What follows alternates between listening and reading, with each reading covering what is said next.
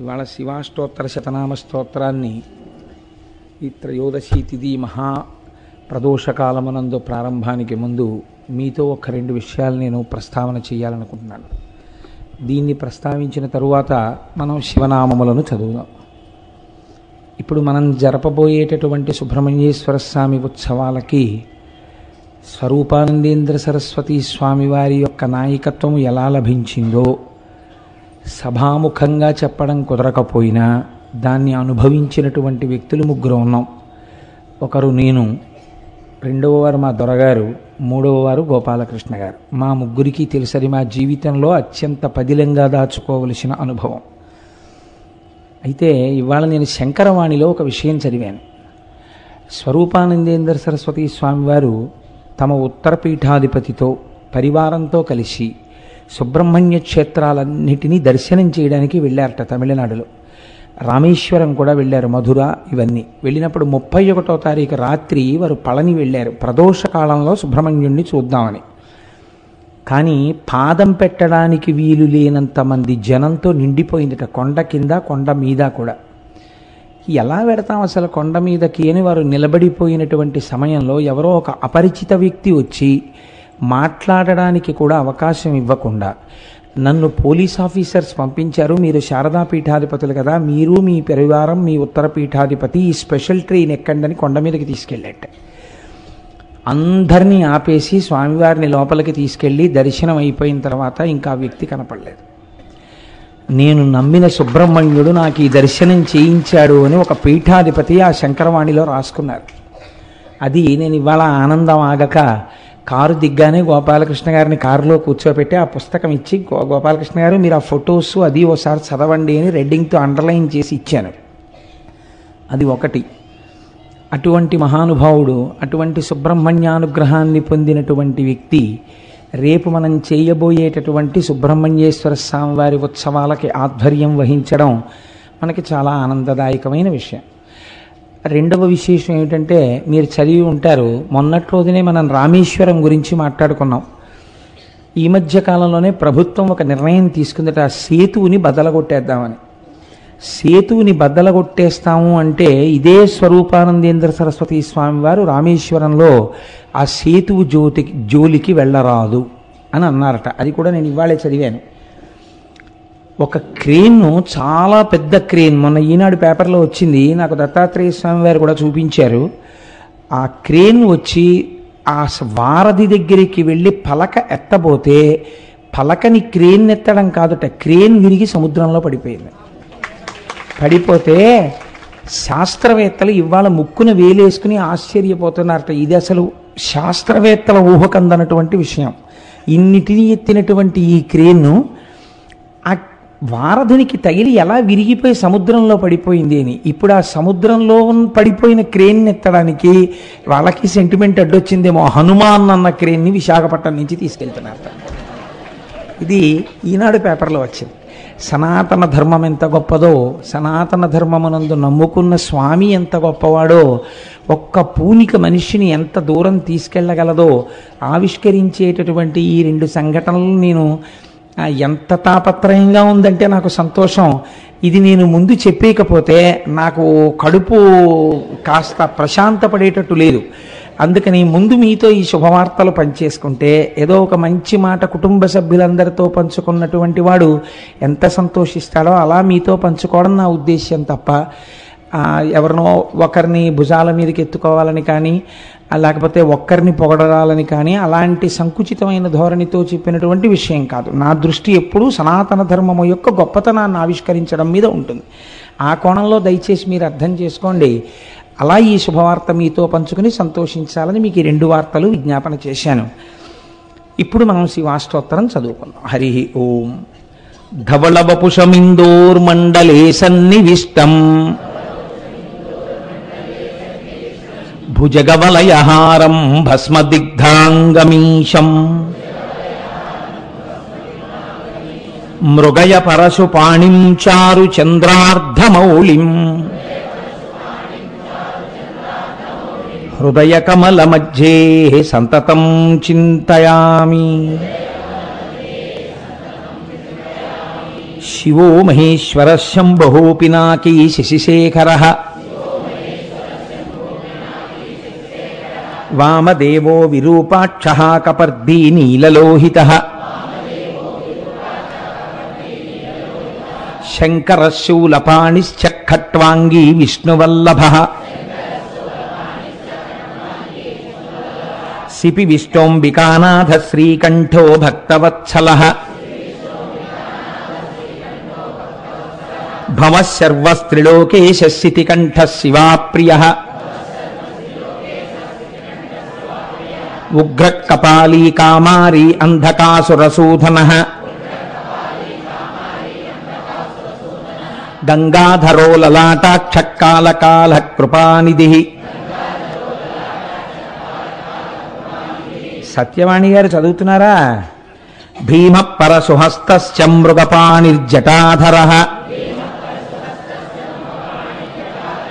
కైలాసవాసీ కవచీ కఠోరస్త్రిపురాంతకః వృషాంకో వృషభారూఢో భస్మోద్ధూళిత విగ్రహః సామప్రియః సర్వమయస్త్రయీమూర్తిరనీశ్వరః సర్వజ్ఞః పరమాత్మా చ సోమసూర్యాగ్నిలోచనః హవిర్యజ్ఞమయః సోమః పంచవక్త్రః సదాశివః విశ్వేశ్వరో వీరభద్రో గణనాథ ప్రజాపతిః హిరణ్యరేతా దుర్ధర్షో గిరిశో గిరీశో నఖః భుజంగభూషణో భర్గో గిరిధన్వీ గిరిప్రియః కృత్తివాసాః పురారాతిర్భగవాన్ ప్రమదాధిపః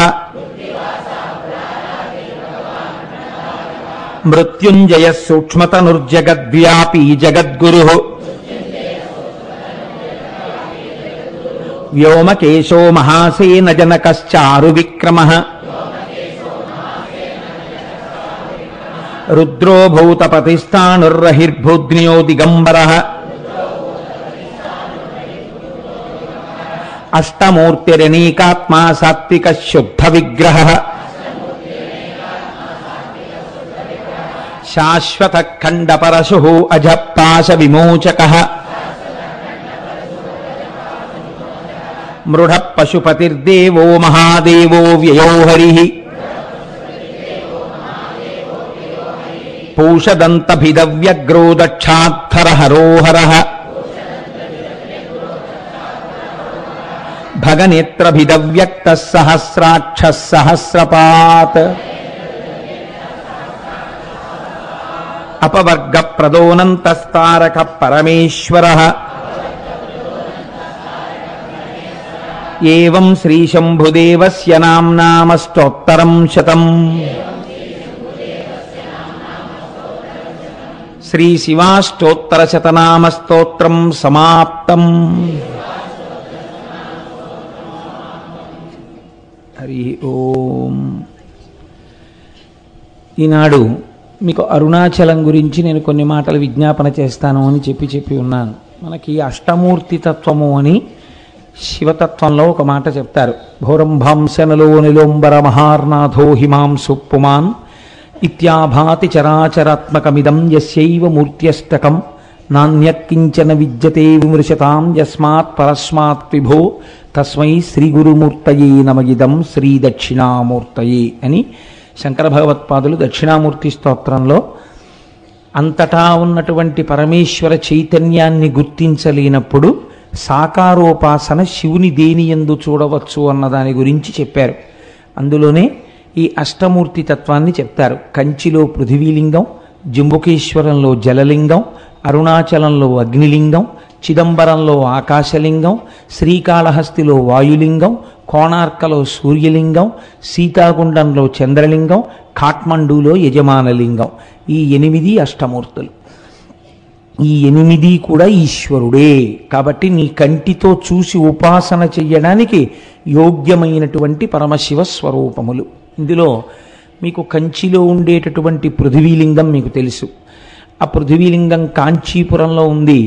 కాంచీపురంలో ఒక గొప్ప విచిత్రం ఉందండి. కంచిలో 1000 పైచిలకు శివాలయాలు ఉన్నాయి. కానీ కంచి నగరం ఎక్కడ వరకు ఉందో ఆ పరిధిలో ఎక్కడ అమ్మవారు ఉండదు శివాలయంలో. అన్ని శివాలయాలకి కలిపి ఒక్కటే శక్తి కేంద్రం కామాక్షి అమ్మవారి దేవాలయం. ఆఖరికి మసీదులకు సంబంధించినటువంటి ఊరేగింపులు కూడా కంచిలో చిత్రం ఏమిటంటే అమ్మవారి గుడికే ప్రదక్షిణం చేస్తాయి. అన్ని దేవాలయాలకు సంబంధించిన ప్రదక్షిణలు అమ్మవారి గుడిని ప్రదక్షిణంగా పెడతాయి. అంత పవిత్రమైనటువంటి క్షేత్రం కంచి. అసలు ఆ మాటకొస్తే దక్షిణ భారతదేశంలో ఉన్న ఏకైక మోక్షపురి కంచి. ఎందుకంటే అయోధ్య, మధుర, మాయా, కాశీ, కాంచి, అవంతిక, పురి, ద్వారవతి చైవ సప్తైతే మోక్షదాయక. అందులో దక్షిణ భారతదేశంలో ఉన్నది కంచి ఒక్కటే. అక్కడ ఉన్నది పృథివీలింగం. అందుకే మల్లె నూనెతో అభిషేకం, అక్కడ నీటితో చెయ్యరు. రెండవది జంబుకేశ్వరంలో జలలింగం. ఆ శివలింగం దగ్గర జంబుకేశ్వరంలో ఎప్పుడూ నీళ్లు ఊరుతుంటాయి, కానీ ఆ నీటిని ఎవరి మీద ప్రోక్షించడం కానీ అది చెయ్యరు. కాబట్టి నీరు శివుడే అని చెప్పడానికి జలలింగమై ఉన్నాడు. మూడవది చిదంబరంలో ఆకాశలింగం. నేను తరచూ దీని గురించి మీకు చెప్తుంటాను. చిదంబరంలో ఉండేటటువంటి స్వామిని సాకారుడిగా చూడాలంటే కనకసభ అంటారు దాన్ని. అక్కడ నటరాజస్వామిగా చూడాలి. ఒకచో ఒక గమ్మత్తైన విషయం చెప్తారు. నటరాజస్వామి వారికి కాళికాదేవికి పోటీ జరిగింది. ఇద్దరిలో ఎవరు ఎక్కువ తాండవము చేయగలరు అంటే, స్త్రీ చేస్తే తాండవము అనరు, లాస్యము అంటారు. ఎవరు చేయగలరు దీన్ని? నాకు తెలిసినంత వరకు విశాఖపట్నంలో సంపత్ కుమార్ బృందం అని ఒకటి ఉండేది. మహానుభావుడు ఆంధ్రజాలరీ చేస్తుండేవారు ఆయన. నేను ఆ రోజుల్లో విశాఖపట్నంలో ఉద్యోగం చేసేవాడిని. ఇంటికి వచ్చేస్తూ సాంబమూర్తి కళామందిరంలో కూర్చుంటే నిజంగా ఆయన ఆ జాలరీ వేషంలో ఆ పడవ ఆ సముద్రంలో తెడ్డు వేస్తూ వెడుతున్న దృశ్యాన్ని చేసేవారు. అద్భుతం. మహానుభావుడు ఉమాసంపత్ అని ఆయన భార్య గారు ఉండేవారు. వాళ్ళిద్దరూ ఇది చేస్తుండేవారు. ఈ తాండవము, లాస్యము ప్రదోష వేళలో నిజంగా కైలాస పర్వతం మీద ఉన్నట్టు ఉండేది.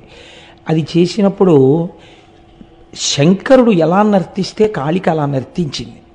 అసలు ఇద్దరిలో ఎవరు నటరాజని పిలవాలి అన్న విషయం తేలలేదు. ఈ స్థితికి వెళ్ళిపోయిన స్థితిలో శంకరుడు ఏం చేశాడంటే, ఇంకా అక్కడే పళ్ళెంలో ఉన్న కుంకుమనందు తన బొటనవేలిని ముంచి ఎత్తి కాళికాదేవి యొక్క లలాటమునందు బొట్టు పెట్టాడు అని ఒకచో నేను చదివిన విషయం మీకు ప్రస్తావన చేస్తున్నాను. కానీ స్త్రీ పురుషుడి ముందు అంత పైకి కాలెత్తి లలాటమును తాకదు కనుక సిగ్గుపడి కాళికాదేవి నిలబడిపోయింది. ఇప్పుడు నటరాజమూర్తిగా శంకరుడికి అభిషేకం చేశారు. నటరాజమూర్తి అంటే దాని స్థితి వేరు. అసలు సృష్టి స్థితి ప్రళయకర్తగా శివుడు ఉంటే దాన్ని నటరాజస్వామి అంటారు. ప్రతి కదలిక ఆయనదై ఉంటుంది. అటువంటి నటరాజస్వామిగా కనకసభలో ఉంటాడు. అదే స్వామి ఆకాశలింగంగా అంతరాలయంలో ఉంటాడు. ఆకాశలింగం అంటే మీరు చిదంబరం వెడితే మీ దగ్గర మారేడు దళాలతో ఉన్నటువంటి మాలలు తీసుకుంటారు, తీసుకెళ్ళి ఓ గోడ మీద వేస్తారు. వేస్తే పాపం కొంచెం తెలియని వాళ్ళు ఏం చేస్తారంటే శివలింగం ఎక్కడండి, శివలింగం ఎక్కడండి అని ఇలా ఇలా చూస్తూ ఉంటారు. చూస్తుంటే ఆఖరికి వాళ్ళు ఇంకా పదండి అయిపోయింది పూజ అంటారు. అయిపోయింది పూజ అంటే అసలు శివలింగమే కనపడలేదు. ఇంత దూరం వచ్చిన వాళ్ళు బెంగెట్టుకుని అసలు శివలింగం ఏదండి అంటారు. అంటే వాళ్ళు ఇదే శివలింగం అని గోడ చూపిస్తారు. ఇదేమిటి ఇది శివలింగం ఏమిటి అనుకుని వెళ్ళిపోతే అక్కడ ఉన్న వాళ్ళు అంటారు అర్థం కాకపోతే అది చిదంబర రహస్యం అండి అంటే. చిదంబర రహస్యం అంటే ఏమిటంటే ఆకాశము అంటే అంతటా వ్యాప్తి చెందినది. అంతటా ఉన్న శివుణ్ణి ఎక్కడున్నాడని మళ్ళీ ప్రత్యేకం మీరు చూపిస్తారు. అందుకని అక్కడ ఏం ఉండదు, గోడ ఉంటుంది, దానికే పూజ అంతే. అంతటా ఉన్నాడు, అది లోపల తెలుసుకుని పూజ చేయడం.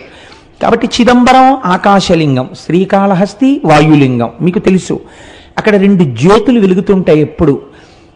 మనకి సైన్స్లో ఏమిటంటే ఆక్సిజన్ లేకపోతే దీపం నిధనం అయిపోతుంది అని. అందుకని విదేశీయులకి ఎంతసేపు కూడా మనకి ఉన్నటువంటి ఆరాధనా విధానాన్ని వాళ్ళు హేతువుని చూడడానికి ప్రయత్నించేవారు. కాబట్టి విదేశీ పరిపాలనలో ఏం చేశారంటే శ్రీకాళహస్తిలోకి గాలి రాకుండా దేవాలయాన్ని మూసేశారు. ఆక్సిజన్ అయిపోతుంది కదా, అప్పుడు ఈ దీపాలు ఏమవుతాయో చూద్దామని. ఎన్ని రోజులైనా ఆ దీపాలు అలా వెలుగుతూనే ఉన్నాయి. గాలిలో ఆక్సిజన్ అయిపోయినట్టుగా అక్కడ ఉన్నటువంటి పరికరములు చూపిస్తున్నాయి, కానీ దీపాలు మాత్రం వెలుగుతున్నాయి. ఏ గాలి లేకపోయినా రెండు దీపాలు గాలి కొట్టుకుంటున్నట్టు ఇలా కొట్టుకుంటుంటాయి ఇప్పటికీ. అలా వాయురూపుడైనటువంటి పరమాత్మ శివుడే అని చూపించడం కోసమే శ్రీకాళహస్తిలో వాయులింగం. అందుకే ప్రాణము ఉన్నది, ప్రాణము పోయినది అంటే భవతి వీడున్నాడు అనడానికి ఏమిటి గుర్తు? ఊపిరి. ఆ ఊపిరి ఆగిపోయింది అనుకోండి, శవం వెళ్ళిపోయినాడు, అమంగళ స్వరూపం అయిపోయింది అంటున్నాం. అందుకే శ్రీకాళహస్తిలో శివలింగం పశ్చిమాన్ని తిరుగుతుంది. అక్కడ పశ్చిమాన్ని తిరిగితే గుర్తు ఏమిటంటే పశ్చిమం సూర్యాస్తమయం. శ్రీకాళహస్తి వెళ్ళి నమస్కారం చేసినటువంటి వాడికి ఆఖరి ఊపిరి నడుస్తుండగా ఈశ్వరుడే ఆ ఊపిరిని భగవత్ సంబంధమైన నామముగా మార్చి, వీడు చిట్ట చివరి ఊపిరిలో ఈశ్వరనామం చెప్పాడు కాబట్టి వీడిని నా పాదాల దగ్గర పెట్టుకుంటున్నానని తాను తీసుకుంటాడు. కాబట్టి పశ్చిమానికి తిరిగి శ్రీకాళహస్తిలో ఉంటాడు. అంతర్లీనముగా అది మనకి జరిగే ప్రయోజనం, అది వాయులింగం. కాబట్టి కంచియందు పృథివీలింగం, జంబుకేశ్వరంలో జలలింగం, చిదంబరంలో ఆకాశలింగం, శ్రీకాళహస్తిలో వాయులింగం. పంచభూత లింగాలుగా చూడండి. పోనందాక తిరువణ్ణామలై అంటే అరుణాచలానికి వస్తే అగ్నిలింగం. ఇప్పుడు మీరు ఒక్క విషయాన్ని గమనించండి. పృథివీలింగం అంటే మీకు తెలుస్తోంది పృథివీ, జలలింగం అంటే తెలుస్తోంది నీరు, ఆకాశలింగం అంటే తెలుస్తోంది ఏమీ లేకుండా అంతటా పరమాత్మ ఉన్న స్థితి. అలాగే మీకు వాయులింగం తెలుస్తోంది దీపముల కదలిక చేత. అప్పుడు అగ్నిలింగం అన్న దగ్గర ఏది ఉండాలి? అగ్నిహోత్రం ఉండాలి కదండి. మీరు అరుణాచలంలో శివలింగం దగ్గరికి వెళ్ళి దర్శనం చేసుకున్నారనుకోండి, ఏ ప్రశ్న వెయ్యాలి గురువుని శిష్యులు? అయా కంచి వెడితే పృథ్వీలింగం ఉందండి, మిగిలిన చోట్ల భూతములు తెలుస్తున్నాయి, మరి ఇక్కడ కూడా అగ్నిహోత్రం ఉండాలి కదండి, ఇక్కడ అగ్నిహోత్రం లేదు కదా, మరి ఇది అగ్నిలింగం అని ఎలా పిలుస్తారు అని అడగాలి కదా. ఇక్కడ రాశీభూతమైన జ్ఞానాగ్ని, అది జ్ఞానాగ్నియే. అందుకే స్కాంద పురాణం అంది జీవి యొక్క ప్రయాణాన్ని, మనుష్య ప్రయాణం అనకండి, జీవుడు లోపల ఉన్న జీవుడు ఎన్ని దేశముల నుండి నే వచ్చినానో నిన్న విన్నారు కదా. ఇదేంటి? ఎందరో రోతల్లులెందరో తండ్రులెందరో తనవారులెందరో సుతులు, ఎంతమంది అయ్యారో ఇప్పటికీ. కాబట్టి ఈ జీవయాత్ర వెళ్ళిపోతూనే ఉంది. ఏ దేశమున నుండి ఈ చటకు వచ్చి తినో, ఏ అమెరికాలో పుట్టామో భోగదేశాల్లో, అదృష్టం కొద్దీ ఇప్పుడు కర్మభూమిలోకి వచ్చాము, పుణ్యభూమిలోకి. ఎక్కడి నుంచి ఇక్కడికి వచ్చాను, మళ్ళీ ఇచట నుండి నే పోదు ఏ దేశమునకు, మళ్ళీ ఎక్కడికి పోతాము. కాబట్టి జీవకోటి యాత్రలో ఒక అడ్డంగా గీత పెడతారట.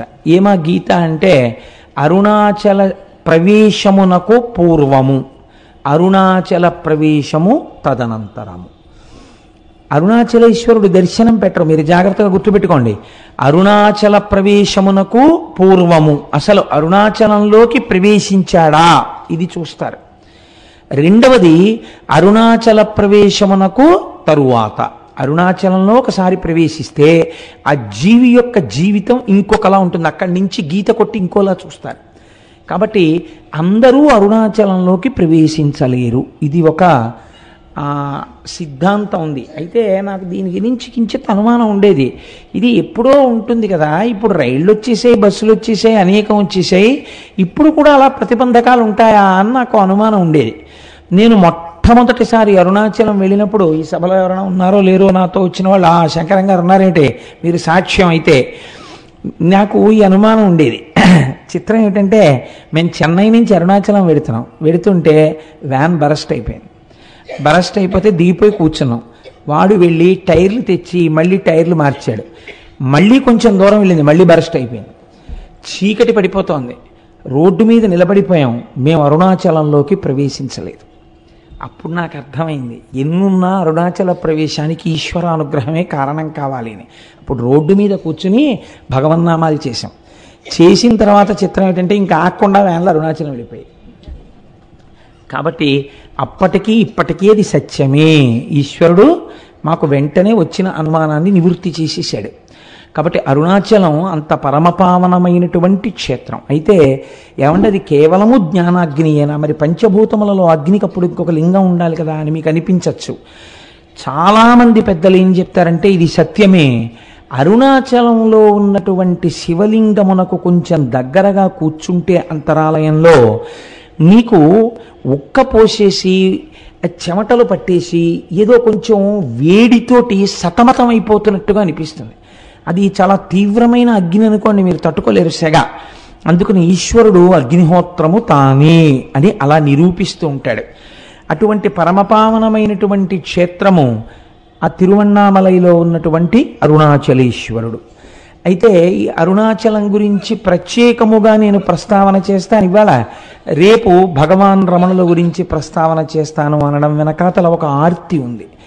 ఎందుకు నేను దాని గురించి ప్రత్యేకం ప్రస్తావన చేస్తాను అని అనవలసి వచ్చిందంటే, మనకి ఒకానొకప్పుడు శంకరుణ్ణి దేవతలు మనుష్యులు అందరూ ప్రార్థన చేస్తే ఆయన ఇచ్చినటువంటి వరములుగా 4 చెప్తారు. దర్శనాత్ అభ్రసదసి, చిదంబరమునందు జ్ఞానముతో దర్శించుట, అంతటా ఈశ్వరుడు ఆకాశరూపుడయ్యున్నాడు అని దర్శనం. అదంత జ్ఞానంతో దర్శనం చేయడం అందరికీ కుదురుతుంది, కుదరకపోతుంది. కాబట్టి ఈశ్వర ఇంకొక మాట చెప్పన్నారు, దర్శనాద్దభ్ర సరసి, చేత కాకపోతే జననాత్ కమలాలయే. కమలాలయే అంటే తిరువారూరు. నువ్వు కమలాలయంలో పుడితే నీకు మోక్షం ఇస్తానన్నాడు స్వామి. చాలా బాగుంది కానండి, పుట్టడం మా చేతిలో ఉందా? ఎక్కడ పుడతాము? కాబట్టి అమ్మ కడుపులో ఉన్న నాకు అమ్మ ఎక్కడుందో ఏం తెలుసు, ఎలా పుడతాను? ఇంకొక మాట చెప్పండి అంటే ఆయన అన్నాడు, పోనీ పుట్టడం నీ చేతిలో లేదు, వృద్ధాప్యం వరకు వచ్చేసిన తర్వాత ఇంకా నా జీవనయాత్ర పూర్తయిపోతోందని నీకు తెలిసిపోతూ ఉంటుందిగా, బాధ్యత అయిపోయిందిగా, కాశీ వెళ్ళిపోతే ఏం చేస్తాను?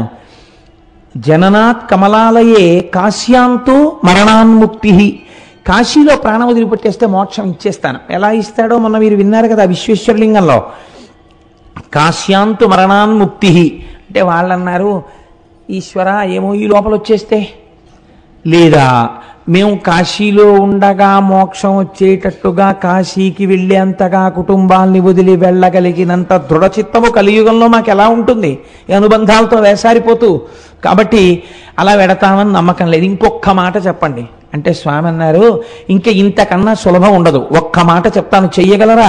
స్మరణాత్ అరుణాచలే, పైకి అనక్కర్లేదు. అరుణాచల శివ అరుణాచల శివ అరుణాచల శివ అరుణ శివ అని మీరు అనక్కర్లేదు. స్మరణాత్, స్మరణము మనస్సుకు సంబంధించినది. మీరిక్కడ అరుణాచల శివుడు అని ఒకసారి తలుచుకుంటే చాలు, పాపరాశి ధ్వంసం చేస్తాను. పోనీ అలా తలుచుకోగలవా? ఇది కూడా కుదరదన్నారు అనుకోండి, ఇంకా నేను మిమ్మల్ని ఉద్ధరించలేనని ఈశ్వరుడితో అనిపించుకోకూడదు కదా, అందుకని తప్పకుండా అన్నారు. స్మరణాత్ అరుణాచలే, కేవలము స్మరించినంత మాత్రం చేత పాపరాశిని ధ్వంసము చేయగలిగినటువంటి క్షేత్రము అరుణాచల క్షేత్రము. ఇక్కడ ఒక గమ్మత్తుంది. మీకు భారతదేశం మొత్తం మీద ఎక్కడా లేనటువంటి రీతిలో అరుణాచలంలో పరమశివుడు 3గా కనపడుతూ ఉంటాడు అని పురాణం చెప్తుంది. 3గా, ఇందులో అరుణాచలం వెళ్ళిన వాళ్ళు చాలామంది ఉన్నారని నేను అనుకుంటున్నాను.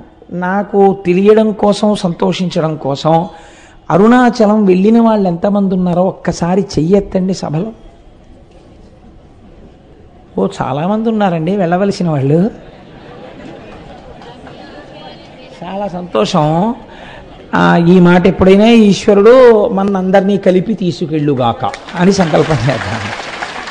స్మరణాత్ అరుణాచలి, ఆ అరుణాచలం దాని గురించి శాస్త్రం ఒక మాట చెప్తుంది. అరుణాచల క్షేత్రమునందు శివుడు 3గా కనపడుతూ ఉంటాడు. అరుణాచలంలో ఒక పెద్ద పర్వతం ఉంది, దాని పేరే అరుణాచలము. అంటే అచలము అని కదండి, అచలం అంటే కొండ. ఒక పెద్ద కొండ ఉంది, దానికి ప్రదక్షిణం చేయాలంటే 14 కిలోమీటర్లు నడవాల్సి ఉంటుంది.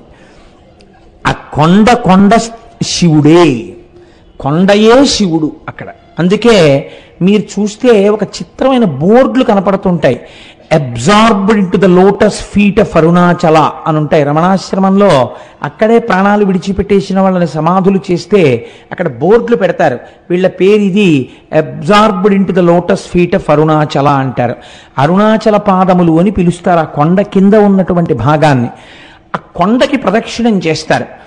ఈ కొండకి ప్రదక్షిణం చేస్తే అక్కడ మీరు నమ్మండి నమ్మపోండి, నాకు పరమ విశ్వాసముతో కూడుకున్న విషయం, ఎన్ని కోట్ల జన్మల పాపములో అక్కడ దగ్ధమవుతాయని. భగవాన్ రమణుల్ని ఎవరైనా చూడ్డానికి వెడితే అరుణాచలంలో ఆయన మొదట ఒక ప్రశ్న వేసేవారు, గిరి ప్రదక్షిణం చేశారా అని అడిగేవారు.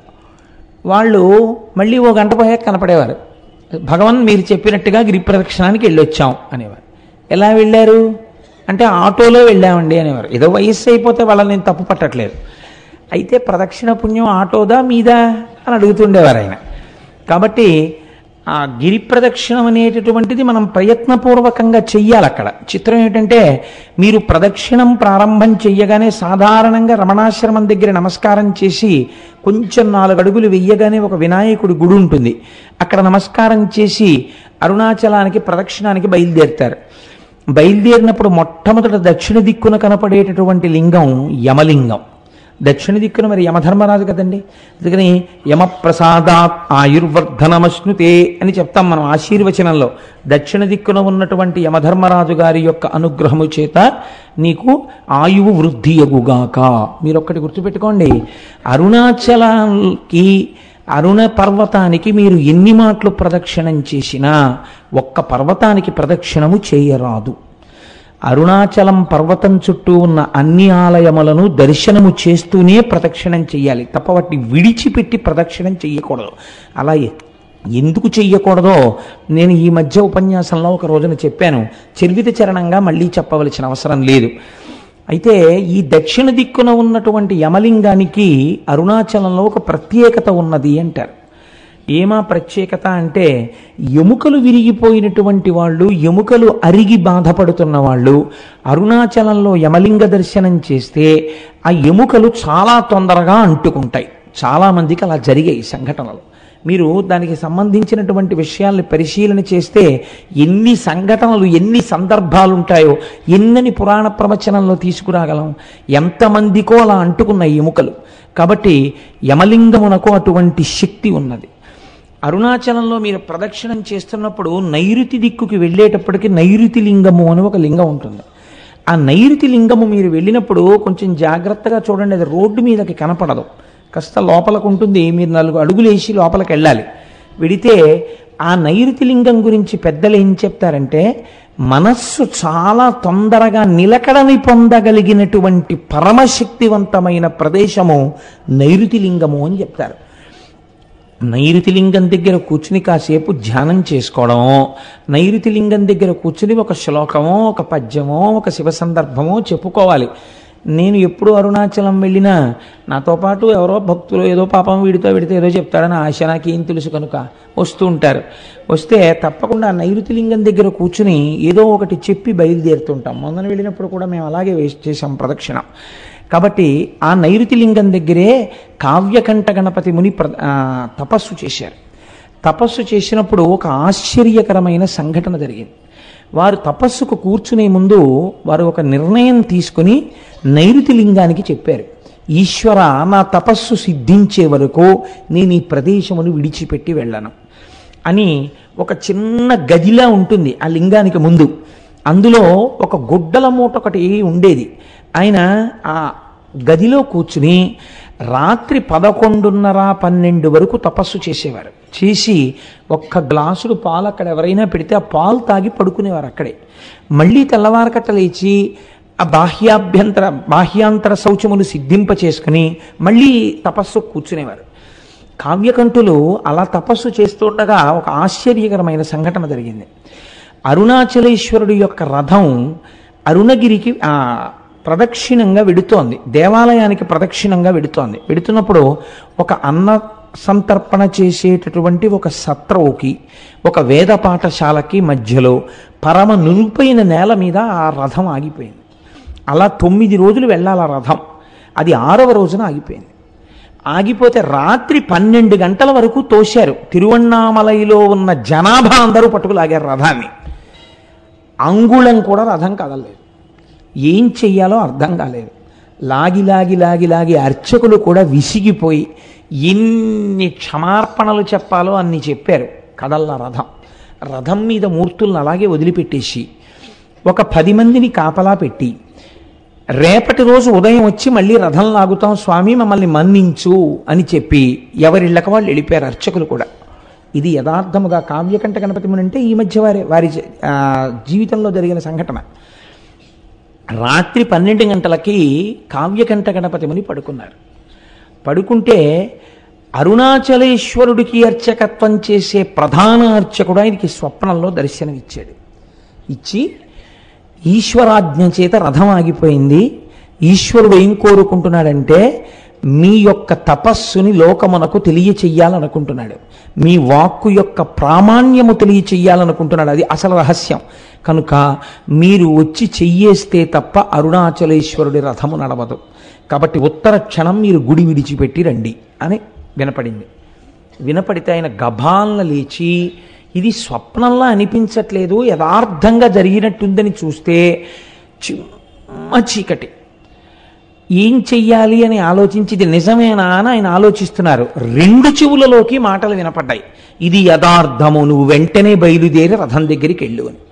ఆయన వెంటనే గుడి తలుపులు వెయ్యడం కూడా మరిచిపోయి, రాత్రిళ్ళు తలుపులు వేస్తారు కానీ మీకు శివలింగ దర్శనం అవుతూ ఉంటుంది అరుణాచలంలో, తలుపులు దగ్గరకి వేసి ఆయన గబగబా ఆ తేరు ఆగిపోయిన ప్రదేశానికి వెళ్ళారు. వెడితే రథం అక్కడ నిలబడిపోయింది, చుట్టూ 10 మంది ఉన్నారు. వెంటనే ఈయన స్వామికి సాష్టాంగ నమస్కారం చేసి, ఈశ్వరా మీరు నన్ను అనుగ్రహించారు, కానీ ఇప్పుడు 10 మంది కాపలాదారులు మాత్రమే ఉన్నారు, ఇప్పుడు ఒకవేళ రథం కదిలినా ఆలయం లోపలికి వెళ్ళడం కష్టం, రేపు తెల్లవారుజామున నేను వచ్చి రథాన్ని మీద చెయ్యి వేస్తాను, కదిపేది మీరే, నా శక్తి కాదు, నన్ను అనుగ్రహిస్తారు అని చెప్పి మళ్ళీ వెళ్ళిపోయారు గుడికి. పడుకున్నారు. రోజు తెల్లవారకట్ట 4ంటికి తెలివచ్చేది. ఆయనకు ఆ రోజున మరునాడు ఉదయం 9 గంటలకి తెలివచ్చింది. అప్పటికి తెల్లవారకట్ట వచ్చేసి అక్కడ ఉన్న వాళ్ళందరూ ఈ రథాన్ని లాగేటటువంటి ప్రయత్నం చేస్తున్నారు, కదలటలేదు. 12 అయ్యేటప్పటికి ఎట్టి పరిస్థితులలోనూ గుడి లోపలికి వెళ్ళిపోవాలి, వెళ్ళిపోయి మహానైవేద్యమై మళ్ళీ మరునాటి పరిక్రమణం మొదలైపోవాలి. అలా వెళ్ళకపోతే భారీ ఎత్తున ప్రాయశ్చిత్తాలు చెయ్యాలి. ఆలయంలో ఉన్నటువంటి అధికారుల నుంచి అర్చకుల వరకు గడగడ వణికిపోతున్నారు. ఇలా వణికిపోతున్న సమయంలో గబగబా సంధ్యావందనాదులు పూర్తి చేసుకుని కావ్యకంఠ గణపతి ముని తనకున్న బట్టల మూటోటి పట్టుకుని వెళ్ళి వేద పాఠశాలలో దాన్ని అప్పజెప్పి ఆ రథం దగ్గరికి వెళ్ళి, అయ్యా నాకు చోటివ్వండి, ఈశ్వరుడు పిలిస్తే వచ్చాను అనేటప్పటికి అందరూ ఆయనకి చోటు ఇచ్చారు. ఆయన 2 మోకుల మధ్యలోకి వెళ్ళి సాష్టాంగ నమస్కారం చేసి, అరుణాచలేశ్వర నువ్వు పిలిస్తే నేను వచ్చాను, నువ్వు చెప్పిన మాట నిలబెట్టు అని కుడి చెయ్యి వేసి, ఇలా ఉంటారు కావ్యకంఠ గణపతి ముని, కుడి చెయ్యి వేసి ఇలా అన్నారు. అంతే. చాలామంది కలిపి తేలిక వాహనాన్ని లాగేస్తే ఒక్కసారి ఎలా దూకుతుందో, అలవాట్లేనివాడు ఫస్ట్ గేర్ వేసేసి యాక్సిలేటర్ వదిలేస్తే బండి ఎలా దూకుతుందో అలా ఒక దూకింది అరుణాచలం రథం. దూకి గుళ్ళోకి వెళ్ళిపోయింది.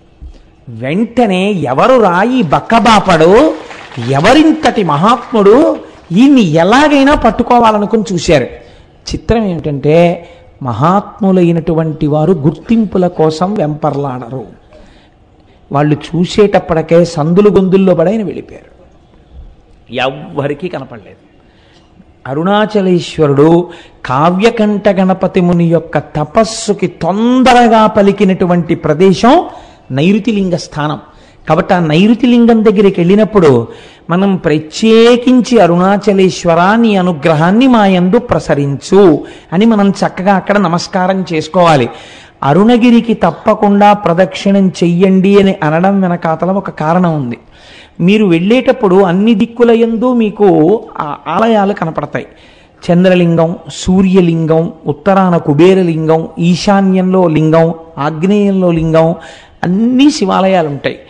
ఉత్తరలింగాన్ని కుబేరలింగం అని పిలుస్తారు. ఉత్తరలింగం దగ్గరికి వెళ్ళి మీరు ప్రార్థన చేశారనుకోండి, ఐశ్వర్య సంపత్తి కలుగుతుంది. మీరు చూడండి, సాధారణంగా మనకి ఆశీర్వచనం చేస్తారు. మీరు ఏదైనా ఒక పెద్ద పూజ కానీ, ఇష్టి కానీ, వ్రతం కానీ పూర్తి చేశారనుకోండి, ఆశీర్వచనం చేసేటప్పుడు ఒక మాట చెప్తారు.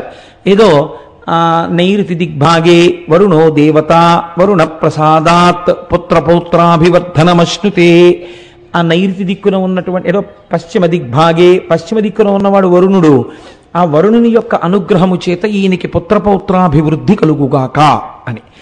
అలాగే మనకి మహన్యాసం చేసేటప్పుడు మనం ఇలా వెనక్కి తిరిగో నమస్కారం, ఇలా ఓ నమస్కారం, ఇలా ఓ నమస్కారం, ఇలా ఓ నమస్కారం అర్చక స్వామి చేస్తుంటారు. ఆయన్ని చూస్తూ ఆయన ఎడి తిరుగుతున్నాడో అలా మనం ఇలా ఇలా ఇలా తిరుగుతూ ఉంటాం తప్ప మంత్రంతో సమన్వయం మనకి జరగదు లోపల. ఎందుకంటే మనకి సరిగ్గా అర్థం కాదు, అలా అర్థమయ్యేటట్టు చెప్పేవాళ్ళు లేరు. కాబట్టి ఏమైపోతుందంటే ఉట్టినే పాపం అలా అలా తిరుగుతుంటాడు, ఆయన భక్తి అయింది. కానీ మీకు తెలియకుండానే మీరు అరుణగిరికి ప్రదక్షిణం చేసేటప్పుడు అన్ని దిక్కుల నుండి మీరు ఏం కోరుకుంటున్నారో అవి ఇయ్యగలిగినటువంటి దిక్పాలకులకు శాసకుడై ఉన్నటువంటి పరమశివుని యొక్క దర్శనం మీకు అన్ని దిక్కులా కలుగుతుంది. కలగడం వల్ల ఇహమునందు మీకు సమస్త సమృద్ధి కటాక్షింపబడుతుంది. కాబట్టి అరుణాచల లింగానికి, అరుణాచలేశ్వరుడికి ఆ కొండకి ప్రదక్షిణం చెయ్యడంలో అంత విశేషమైన ప్రాముఖ్యం. కొన్ని చెప్పకపోతే నాకు కడుపుబ్బ తీరదు, అదొక విర్రి నాకు. కాబట్టి చెప్తాను, ఇది కూడా చెప్పాలా అని అనుకోకండి. మనం పశ్చిమ దిక్కుకు వెళ్ళినప్పుడు ఆది అన్నామలై అని ఒక క్షేత్రం ఉంటుంది, ఒక దేవాలయం, శివాలయం ఉంది.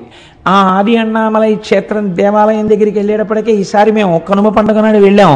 చక్క పెద్ద పెద్ద ముగ్గులేసి గొబ్బిళ్ళు పెట్టి గుమ్మిడి పూలు పెట్టారు. పెడితే మా వాళ్ళు వచ్చిన భక్తుల్లో కొంతమందికి మంచి మంచి పాటలు వచ్చు, గొబ్బిళ్ళ పాటలు. ఆ గొబ్బిళ్ళ పాటలు పాడుతుంటే మాతో వచ్చిన వాళ్ళందరూ ఆ గొబ్బిళ్ళకి చక్కగా నాట్యం చేస్తూ కన్నెపిల్లలకి మంచి భర్తలు రావాలని ప్రదక్షిణాలు చేయించి పాటలు పాడించి ఎంత ముచ్చట్లాడామో, ఎంత సంతోషం పడ్డామో శివుడి సన్నిధానంలో పండగ చేసుకుంటూ. అసలు కనుమ అంటే మీరు అరుణాచలంలో చూడాలి. పశువుకి పూజ కదండి. పశు రూపంలో నిలబడిన వాడెవరు? నందీశ్వరుడు. మీరు చూసి తీరాలి. మొన్న కనుమ పండుగ నాడు నాతో వచ్చిన వాళ్ళందరూ ఇక్కడే ఉన్నారు. వీళ్ళందరూ అయితే ఎంత పొంగిపోయారంటే, కోటేశ్వరరావు ఎలాగో శివమహాపురాణం జరుగుతోంది కదా, మా అచ్చయ్య శాస్త్రి గారు అయితే ఎంత ముచ్చటపడిపోయారంటే, కోటేశ్వరరావు నేను పెద్ద నందించి ఏం చేస్తాను, కనుమ నాడు మన అందరం ఇక్కడ చేసినట్టే అలంకారం చేద్దామా అండి అని అడిగారు. మీకు చిత్రం తెలుసా? అరిసెల దండల దగ్గర నుంచి, కజ్జికాయల దండల దగ్గర నుంచి, 5 స్టార్ చాక్లెట్ల దగ్గర నుంచి, కాయగూరల దగ్గర నుంచి, ఏమ్మా పాప్కారం దండల దగ్గర నుంచి నందీశ్వరుడికి అలంకారం చేసేస్తారు. చక్కగా శీకాకాయ రసంతో ఆయనకి అభిషేకం చేసి రుద్రంతో కడిగి, తెల్లవారకట నుంచి ఉంటే అవి కూడా చూడొచ్చు, చక్కగా స్వామికి అభిషేకం చేసి తైలమర్దనం చేసి అలంకారం చేస్తారు. చూసి తీరాలి. ఏమో ఈశ్వరుడు అనుగ్రహిస్తే సర్వసమర్థులైన వాళ్ళు గోపాలకృష్ణ గారు, దొరగారు, ఇలాంటి వాళ్ళు అందరూ ఉన్నారు కాబట్టి ఇక్కడ నానాజీ గారును నందికేశ్వర చరిత్ర చెప్పినప్పుడు నందీశ్వరుణ్ణి అలా అలంకరించే ప్రయత్నం చేద్దాం ఒకసారి. ఇక్కడ మేము ఒక్కళ్ళమే అనుభవించడమే, మీరు కూడా అలా నందీశ్వరుణ్ణి ఎలా అలంకారం చేస్తారో చూద్దురు. కానీ అక్కడ చూడగానే ఆ రోజున నాతో పాటు ఉన్న వాళ్ళందరూ రిజర్వ్ చేసేసుకున్నారు. జంతికల దండలు మావంటే, చకోడీల దండలు మావంటే, కజ్జికాయల దండలు మావంటే వాళ్ళు చూశారు కాబట్టి వాళ్ళు అవన్నీ రిజర్వ్ చేసుకున్నారు కూడా. కాబట్టి అన్నమాట ఉత్తినేందుకు పోవాలి, వాళ్ళ అలంకారం కూడా చేస్తారు. నందికేశ్వర చరిత్ర చెప్పిన రోజున వీలైతే బసవయ్యని మనం ఇక్కడ అలా అలంకారం చేసి ప్రదక్షిణం చేసి నమస్కరిద్దాం. కనుక ఏమిటో ఎటు నుంచి ఎటుపోతుందో ప్రసంగం. నైరుతి దిక్కున ఉన్నటువంటి ఆ స్వామి యొక్క దర్శనము కావ్యకంఠ గణపతి మునికంతటి కటాక్షాన్ని అనుగ్రహించింది. ఆ అరుణాచలేశ్వరుడికి చేసినటువంటి ప్రదక్షిణం మనకి ఇహమునందే కాదు, పరమనందు సుఖాన్ని, మోక్షమును కూడా ఇవ్వగలదు. ఎందుకు ప్రదక్షిణం చెయ్యాలి? కేవలం కాళ్ళతో నడిస్తే పాపం పోతుందా? అలా ఎలా పోతుందని అడిగేవారు. అడిగితే భగవాన్ రమణులు ఒక మాట చెప్తుండేవారు. వారు చెప్పినది సాధికారికం కదా. ప్రదక్షిణం అనగా అనగా సమస్త పాపరాశిని ధ్వంసము చేయుట. నేను అరుణగిరికి ప్రదక్షిణానికి బయలుదేరుతున్నాను అని మీరు అన్నారనుకోండి, అని స్నానం చేసి ప్రదక్షిణ ప్రారంభం చేస్తూ నమస్కారం చేసుకుంటున్నప్పుడు ఏమంటారు? ఈశ్వర, ఈ ప్రదక్షిణం ఏ విఘ్నం లేకుండా నా ఒంటి యందు శక్తి నిలబడి నేను చక్కగా చేసుకునేటట్టు అనుగ్రహించు అని మీరు మొదటి అడుగు తీసి ఇలా వెయ్యగానేట అంత పెద్ద స్థూల రూపుడైన పరమశివుడికి ప్రదక్షిణానికి మీరు ప్రయత్నపూర్వకంగా ఒక అడుగు పెట్టారు కనుక అడుగు ఇలా తీసి వెయ్యగానే పాపరాశిని ధ్వంసం చేసేస్తాట. పాపరాశిని ధ్వంసం చేసి ఈ అడుగు ఇలా వేసినప్పుడు వెనక అడుగు స్థిరంగా ఉంటుంది కదండి. మళ్ళీ రెండో కాలు ఇలా పైకి లేవగానే ఎవరు శివుడిని నమ్మి మొదలు పెట్టారో ద వాళ్ళు ఏది జీవితంలో జరగాలని కోరుకుంటున్నారో దాన్ని ఇచ్చేస్తట. ద కాబట్టి పాపరాశి ధ్వంసమగుట, కోర్కె తీరుట. క్షి అంటే మీరు ఈ జన్మలో అనుభవించవలసినటువంటి కష్టములకు సంబంధించినటువంటి పాపములు ధ్వంసం చేయడం అనేటటువంటిది కుదరదు. ఎందుకంటే మీకు ఇక్కడ ఈ జన్మకి అనుభవించవలసినటువంటి పాపం ప్రారబ్ధం అంటారు. దాన్ని విడిచిపెట్టేసినటువంటి బాణంతో సమానం. కాబట్టి మీకు ఇప్పటికి ఏర్పడిపోయి ఉన్నటువంటి ఆగామి ఫలితం ఏదుందో దాన్నంతటినీ ధ్వంసం చేసి రాబో జన్మలకి కూడా ఏర్పడవలసినటువంటిది ఈ జన్మలో బ్రహ్మగారి రాత చేత ఏర్పడబోతున్న దాన్ని కూడా ధ్వంసం చేస్తారట. నం అంటే ఇంకా అలా చేయడం వల్ల అరుణగిరికి ప్రదక్షిణం చేసినటువంటి వాడికి పాపము పుణ్యము ఉండదు కనుక వాడు మోక్షమునకు అధికారి అగుచున్నాడు. కాబట్టి అరుణగిరికి ప్రదక్షిణం చెయ్యడం అనేటటువంటిది అంత పరమపావనమైన విషయమని, తప్పకుండా గిరి ప్రదక్షిణం చెయ్యాలని మనకి మహానుభావుడైనటువంటి భగవాన్ రమణులు నిర్దేశించిన విషయం, స్కాంద పురాణం నిర్దేశించినటువంటి విషయం. అయితే చిత్రం ఒకటి ఉంది. అరుణాచలంలో 3 యోజనముల దూరము వరకు ఏ విధమైనటువంటి దీక్షకి సంబంధించిన నియమములు లేవు. మీకు శ్రద్ధ అని ఒక వాక్యం ఉంటుంది పురాణంలో. పురాణమే కాదు, మీరు శృతి యందు కూడా శ్రద్ధ అని ఒక మాట వాడతారు. శ్రద్ధ అంటే ఏమిటో తెలుసా అండి? మీకు ఇక్కడ నీవు ఇలా ఉండవచ్చు అన్నప్పుడు నమ్మి మీరు అలా ఉండాలి అని శాస్త్రం అంటుంది. మీరు ఇలా ఉండు అని చెప్పినప్పుడు నేను అలా ఉండను అని మీరు అన్నారనుకోండి, మీ అంత మీరుగా కొన్ని సిద్ధాంతాలని తీశారనుకోండి, అది ఆ క్షేత్రము యొక్క ప్రమాణమును అవమానించుట, చెయ్యకూడదు. అందుకే రమణులంతటి వారు అమ్మగారు నేను ఇక్కడ ఉల్లిపాయలు తిన్నంటే ఈవిడ ఉల్లిపాయ తింటే ఈవిడ మోక్షానికి అడ్డొస్తుందిట అనేవారు. 3 యోజనముల దూరంలో అక్కడ ఏ విధమైనటువంటి దీక్షా నియమములు లేవు. ఇది ఎంతవరకు నిరూపణమైందో తెలుసా అండి? భగవాన్ రమణులు ఒక తెల్లటి గోచి మాత్రమే పెట్టుకునేవారు. వారు గోచి పెట్టుకుని స్కందాశ్రమంలో ఉండగా ఒకానొకప్పుడు శృంగేరి పీఠం నుంచి కొంతమంది పండితులు వచ్చారు.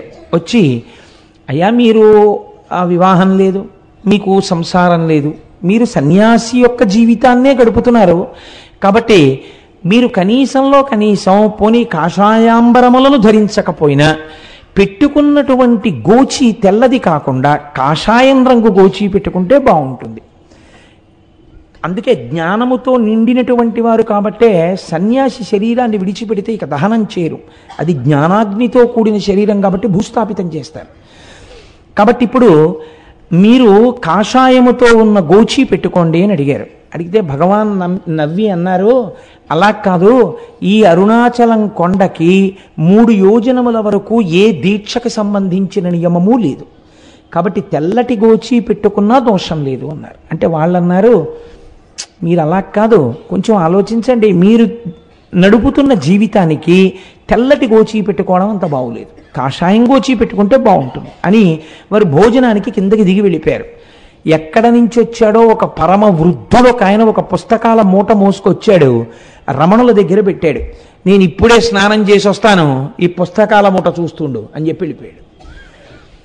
శృంగగిరి నుంచి వచ్చినటువంటి పండితులు కిందకి వెళ్ళి స్నానం చేసి భోజనం చేసి మళ్ళీ కొండ మీదకి వచ్చారు రమణుల దగ్గరికి. వచ్చేటప్పటికి పుస్తకాల మూట అక్కడుంది, పైనున్న పుస్తకం ఎగురుతోంది. ఎగురుతున్న పేజీ దగ్గర ఏమిటి పుస్తకాలు అని వాళ్ళు ఇలా పేజీ మీద చెయ్యి వేసి చూశారు.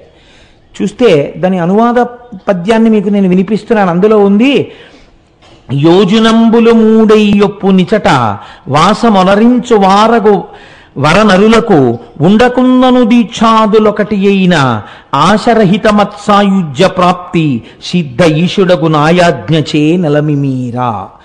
ఇది ఈశ్వరాజ్ఞ. ఇక్కడ దీక్షా నియమములు ఏమీ లేవు. ఇక్కడ కొండకి 3 యోజనముల పరిధిలో ఎటువంటి దీక్షలో లేకపోయినా ఈ కొండ యొక్క అగ్ని ప్రసరణము చేత వారు మోక్షమునకు అధికారులగుచున్నారు.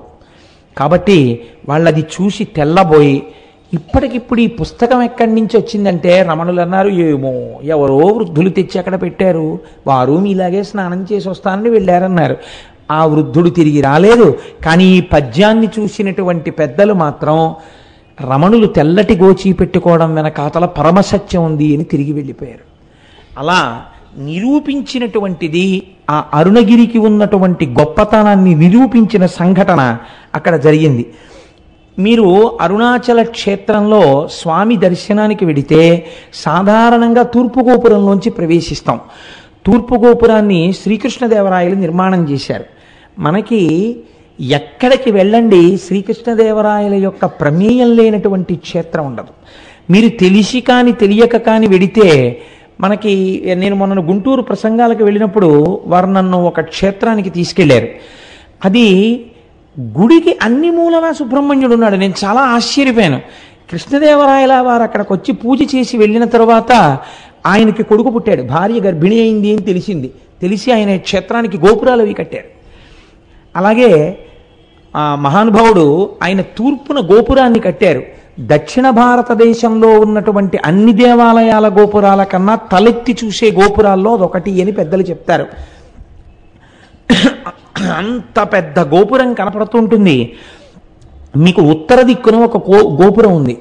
ఆ గోపురంలోకి ఒక్కసారైనా వెళ్ళి బయటికి రావాలి. ఉత్తర గోపురంలోకి అంటే సమయం లేక వెళ్ళలేకపోతే అది వేరే విషయం అనుకోండి. ఎప్పుడైనా ఉత్తర గోపురంలోకి ఎందుకు వెళ్ళి బయటికి వస్తారంటే, అమ్మణ్ణి అమ్మన్నను ఒక ఆవిడ ఉండేది అరుణాచలంలో.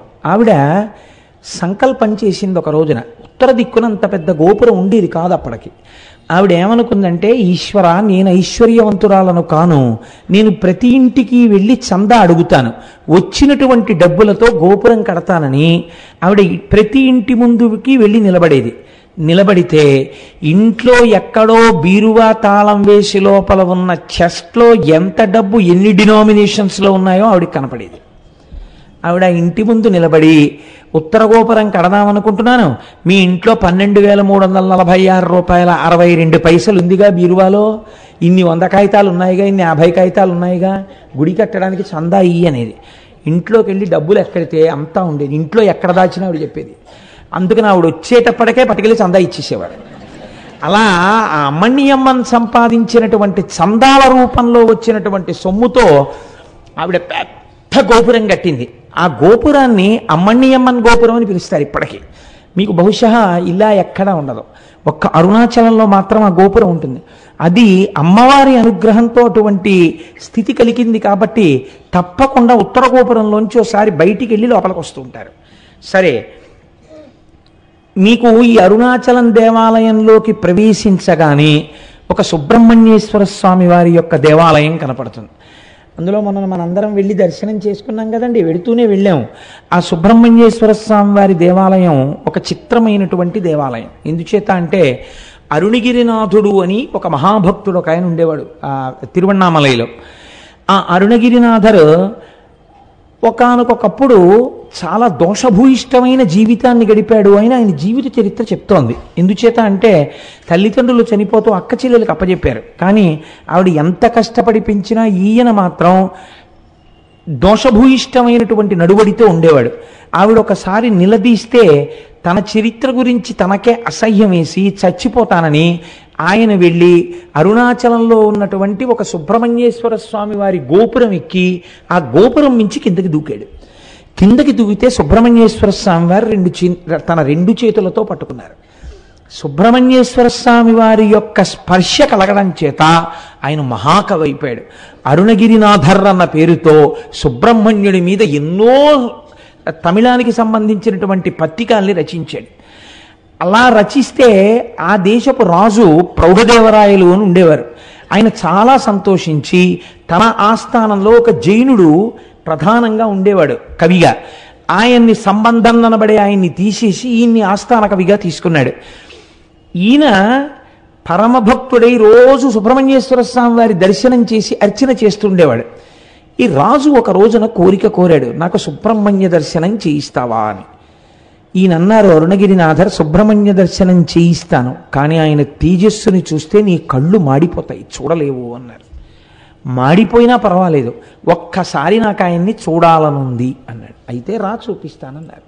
సుబ్రహ్మణ్యుడి దేవాలయంలోకి తీసుకెళ్ళి ప్రార్థన చేశారు. ఒక స్తంభంలోంచి సుబ్రహ్మణ్యేశ్వర స్వామి వారి యొక్క మూర్తి దర్శనమైంది. ఇప్పటికీ సుబ్రహ్మణ్యేశ్వర స్వామి ఉత్సవాలన్నీ అక్కడ దీపం పెట్టే ప్రారంభిస్తారు. అమ్మవారికి గాజులు తొడిగే ఉత్సవం కూడా ఆ స్తంభం దగ్గరే చేస్తారు. ఆ స్తంభంలోంచి స్వామి కనపడగానే ప్రౌఢదేవరాయలు చూశాడు, కానీ 2 కళ్ళు మాడిపోయాయి. అప్పుడు మళ్ళీ అరుణగిరినాథర్ ప్రార్థన చేశాడు సుబ్రహ్మణ్యుణ్ణి, రాజుకి కళ్ళిమ్మని. మళ్ళీ ప్రౌఢదేవరాయల వారికి కళ్ళొచ్చాయి.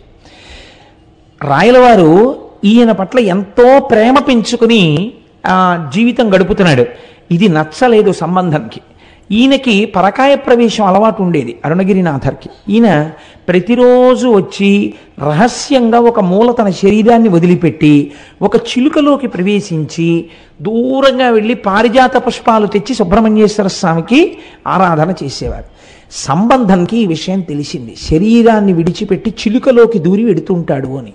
ఒక రోజున ఈయన చిలుకలోకి వెళ్ళగానే ఈయన శరీరాన్ని కాల్చేశాడు. కాల్చేస్తే ఇంకా ఆయన చిలుక రూపంలో ఉండిపోయాడు. ఇప్పటికీ కిలిగోపురం అని పిలుస్తారు. చిలక రూపంలో ఉంటారు ఆ కిలిగోపురం మీద ఉండి. ఇప్పటికీ ఆయన సుబ్రహ్మణ్యేశ్వర స్వామి వారి మీద పాటలు పాడతారు అని జగత్ప్రసిద్ధి. కాబట్టి అరుణాచలం ఒక గొప్ప సుబ్రహ్మణ్య క్షేత్రం. రమణ మహర్షి కూడా సుబ్రహ్మణ్యేశ్వర స్వామి వారి అవతారమే అని పెద్దలు భావన చేస్తారు. కాబట్టి మనం అటువంటి క్షేత్రాన్ని చూసి కుడివైపుకి వెడితే పాతాళలింగము అని ఒక లింగం ఉంటుంది.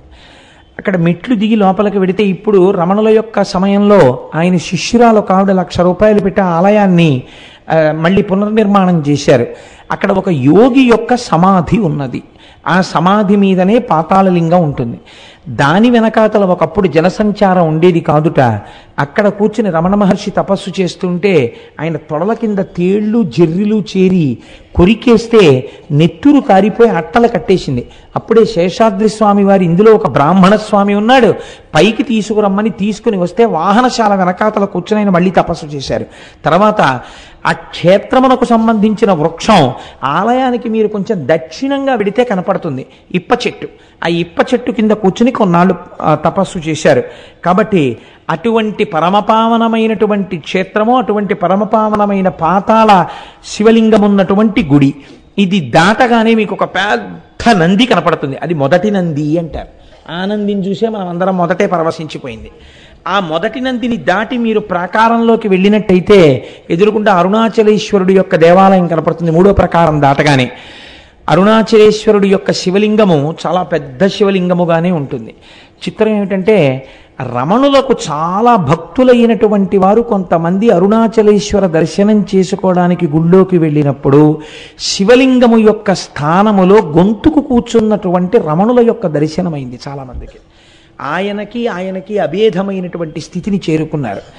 కాబట్టి అటువంటి అరుణగిరీశ్వరుడు, అయ్యవారికి ఇటువే పక్కన అపీతకుచాంబ అన్న పేరుతో పార్వతీదేవి ఉంటుంది.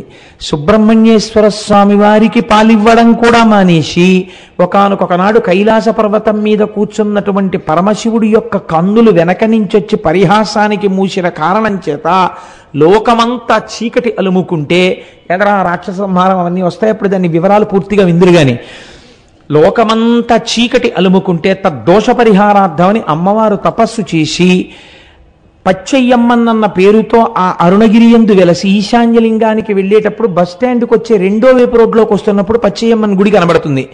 అక్కడ అమ్మవారు లక్ష్మీదేవితో, సరస్వతీదేవితో, ఇంద్రాణితో, ఇతరులతో కలిసి ప్రదక్షిణం చేస్తున్నప్పుడు పశ్చిమ దిక్కుకి వచ్చేసరికి పరమశివుడు తన వామార్ధ భాగములోనికి అమ్మవారిని సుబ్రహ్మణ్యుడికి పాలివ్వడం కూడా మాని నా కోసమని వచ్చిన దానివి కాబట్టి నిన్ను అపితకుచాంబ అని పిలుస్తున్నాను అని ఆ పేరుతో అమ్మవారిని తన శరీరార్థ భాగమునందు స్వీకరించాడు. కాబట్టి అమ్మవారు ఆ పేరుతో అర్చన చేయబడుతుంటుంది. అక్కడ చిత్రం ఏమిటో తెలుసా అండి? కావ్యకంఠ గణపతి ముని ఉమాసహస్రం చెయ్యాలనుకున్నారు. ఉమాసహస్ర రచనకి ముందు ఆయన మొట్టమొదట అరుణాచల ప్రవేశం జరగగానే ఆయనతో వచ్చినటువంటి తమ్ముడు ఒకడు ఉన్నాడు. వాడు అన్నయ్యని పట్టుకుని పీక్కు తినేశాడు. రే అన్నయ్య ఆకలేసేస్తోంది, అన్నయ్య ఆకలేసేస్తోంది అని. ఆ రోజు ఏకాదశి తిథి. ఆయన అమ్మవారి గుడికి వెళ్ళారు. కావ్యకంఠ గణపతి ముని అపీత కుచాంబ అమ్మవారి మూర్తి ముందు నిలబడగానే అమ్మవారికి అలంకారం చేయబడినటువంటి పూలన్నీ జల జల జల జల కిందకి రాలిపోయాయి. అమ్మవారి అనుగ్రహం ఏదో నాకు కలిగింది, ఇక్కడే నేను ఏదో మహత్తరమైనటువంటి విషయం నా చేత అమ్మ చేయించబోతోంది అని గణపతి ముని అనుకున్నారు. అప్పటికి వారికి తెలియదు ఏం చెయ్యబోతున్నారు. ఆ తరువాతనే వారు అరుణాచలం గుడిని దర్శనం చేసుకుని బయటికి వెడితే చీకటి పడిపోయింది. అప్పుడు గణపతి నవరాత్రులు జరుగుతున్నాయి, ఏకాదశి తిథి. ఆయన బ్రాహ్మణ వీధిలోకి వెళ్ళి, అమ్మా తమ్ముడు ఆకలితో ఉన్నాడు, ఏ ఇంటిలోనైనా ఇంత అన్నం పెట్టండి అమ్మా, ఆకలేస్తోందని అడిగితే ఏ ఇంటిలోనూ అన్నం లేదు. ఆఖరికి పోనీ సద్దన్నం ఉన్నా పెట్టండి అమ్మా అని అడిగారు. ఆయన సద్దన్నం కూడా లేదు అన్నారు. ఇదేమిటి ఇలా తయారైంది అనుకుంటూ ఆయన బాధతో నడుస్తున్నారు, ఏదో శ్లోకం పైకి చదువుకుంటూ. అరుగు మీద పడుకున్నటువంటి ఒక వృద్ధ బ్రాహ్మణుడు లేచి, ఆగు, మా ఆవిడికి ఒక విచిత్రమైన అలవాటు ఉంది. అందరూ ఏకాదశి నాడు ఉపవాసం చేసి ద్వాదశి నాడు పారణ చేస్తే మా ఆవిడ ఏకాదశి నాడు రాత్రి బ్రాహ్మణులకు భోజనం పెట్టుకుని తింటుంది. కాబట్టి బ్రాహ్మణులు దొరక్క చూస్తున్నాను, రా మా ఆవిడ నీకు భోజనం పెడుతుందని లోపలికి తీసుకెళ్లారు. తీసుకెడితే వారు తడిబట్ట కట్టుకుని బట్ట పిండుకుని తడిబట్ట కట్టుకుని మడిబట్ట కోసం లోపలికి వచ్చేటప్పటికి ముగ్గులు వేసి తులసి చెట్టు దగ్గర దీపాలు వెలిగించి ఒక తల్లి మెరిసిపోతూ విజయవాడ కనకదుర్గమ్మలా ఇంత బొట్టు పెట్టుకుని ఎర్రటి చేతులతో షడ్రశోపేతమైన భోజనం పెడితే ఏకాదశని కూడా చూడకుండా ఆ తల్లి యొక్క ఆ వ్రతానికి నేను ఉపయోగపడ్డాను అంతే చాలని మహానుభావుడు కావ్యకంఠ గణపతి ముని తమ్ముడు కడుపు నిండా తిన్న తర్వాత ఆవిడ ఇద్దరికీ తాంబూలం ఇచ్చి, ఇంత రాత్రి ఎక్కడికి పోతారో అరుగు మీద పడుకోండి అంది. ఇద్దరు అరుగు మీద పడుకొని నిద్రపోతే సుష్టుగా భోజనం చేశారేమో, గాఢ నిద్ర పట్టింది. మరునాడు తెల్లవారిపోతుండగా తెలివచ్చింది. ఇద్దరూ నిద్రలేచి ఇద్దరికీ ఒక్కసారి జ్ఞాపకం వచ్చింది, రాత్రి మహాతల్లి అన్నం పెట్టిందని. ఒక్కసారి అమ్మకి నమస్కారం చేసుకుని వెడదామని చూశారు. వాళ్ళిద్దరూ పడుకున్నది ఒక వినాయకుడి గుడి అరుగు మీద ఉన్నారు. ఇదేమిటి వినాయకుడి గుడి అరుగు మీద ఉన్నామేమిటి? మనం రాత్రి అన్నం తిన్నాం కదా, మనకి పెట్టినట్టు గుర్తు తాంబూలాలు కూడా పక్కన ఉన్నాయి కదా, వినాయకుడి గుడి మీద ఉన్న గుడి అరుగుల మీద ఉన్నామేమిటని ఇద్దరు తెల్లబోయారు. అమ్మవారు అనుగ్రహించింది. చిత్రం ఏమిటో తెలుసా అండి? అరుణాచలేశ్వరుడు కావ్యకంఠ గణపతి ముని కన్నీటితో కవిత్వం రాయించాలనుకున్నాడు. మామూలుగా కూర్చుని కవనం అంటే రాసేస్తాడు. అసలు కావ్యకంఠ గణపతి ముని యందు విపరీతమైన ఆర్తి పుట్టించి కని విని ఎరుగని కవిత్వాన్ని సృష్టించాలనుకున్నాడు. తినడానికి తిండి దొరకలేదు ఇంత గొప్ప బ్రాహ్మణుడికి. కావ్యకంఠ గణపతి ముని అంటే ఎటువంటి వారో తెలుసా అండి? ఆయన ఒక వేద పాఠశాలలో పనిచేస్తుంటే 10 రోజులలో తమిళం నేర్చుకుని తమిళం మాట్లాడితే మీకు ఉద్యోగం ఇస్తామన్నారు. ఆయన అన్నారు 15 రోజులు టైం ఇచ్చారు. 15 రోజులు అక్కర్లేదు, 10 రోజులలో తమిళంలో మాట్లాడతాను, తమిళంలో రాస్తాను, తమిళంలో చెప్తాను అన్నారు. 10 రోజులైన తర్వాత ఆయన మాట్లాడిన తమిళానికి ఆయన రాసిన తమిళానికి ప్రధానోపాధ్యాయులు ఆశ్చర్యపోయారు, ఇలాంటి తమిళం మనకి ఎవరికీ రాదని. అంతటి మహాపండితుడు ఆయన. ఒకసారి చెన్నైలో కూర్చుని సంస్కృతంలో ప్రసంగాలు చేస్తుంటే కాలేజీ స్టూడెంట్స్ వచ్చి పరిహాసం చేశారు. ఈ వెర్రి బ్రాహ్మడికి ఏం తెలుసు, సంస్కృతంలో మాట్లాడతాడు, షేక్స్పియర్ డ్రామాస్ ఎలా ఉంటాయో ఈయనకి ఏం తెలుసు, మ్యాక్బత్ నాటకం ఈయన ఎలా ఉంటుందో అని. అంటే ఆయన అన్నారు, ఈ మాటలు చెప్పిన పిల్లవాడిని వేదిక మీదకి పిలుస్తున్నానన్నారు. వచ్చి కూర్చో, మ్యాక్బత్ నాటకం చాలా గొప్పదంటున్నావు కదా, షేక్స్పియర్ ఎంత అందమైన ఇంగ్లీష్లో చెప్పాడని నువ్వు అనుకుంటున్నావో ఆ పొయిట్రీ నువ్వు చదువు. ఈయనకు వచ్చా అంత ఇంగ్లీషు, నువ్వు చదువు. అంతకన్నా అందమైన సంస్కృతంలో అది మాట్లాడుతున్నప్పుడు వినేవాళ్ళకి అర్థం కాకపోయినా ఎంత అందంగా ఉంటుందని నువ్వు అంటున్నావో అంతకన్నా అందంగా నేను అదే భావాన్ని సంస్కృతంలో మ్యాక్బత్ నాటకాన్ని చెప్తానన్నారు. తెల్లబోయారు వాళ్ళు, ఎలా చెప్తారీనా అని. ఆ పిల్లవాడు వచ్చి వేదిక మీద కూర్చుని మ్యాక్బత్ నాటకాన్ని ఇంగ్లీష్లో చెప్పాడు. ఇంగ్లీష్లో ఆయన చెప్తుంటే యథాతథంగా అలా వినేసి ఒక చాప్టర్ అయిపోయిన తర్వాత ఆయనకి ఎలా అర్థమయ్యేదో సరస్వతీ కటాక్షం సంస్కృత భాషలో మ్యాక్బత్ చెప్తుంటే ఆంగ్ల పండితులు కూడా తెల్లబోయారు, అయ్య బాబోయ్ సంస్కృతంలో మ్యాక్బత్ ఇంత అందంగా ఉంటుందా అని. అది కావ్యకంఠ గణపతి అంటే. ఆయన సామాన్యుడు కాడు, సాక్షాత్ వారణాసిలో డుంటి గణపతి అనుగ్రహం చేత పుట్టినవాడు. వారి చేత అద్భుతమైన కవిత్వం చెప్పించాలనుకున్నారు అరుణాచలేశ్వరుడు. ఎక్కడికి వెళ్ళినా అన్నం పుట్టలేదు.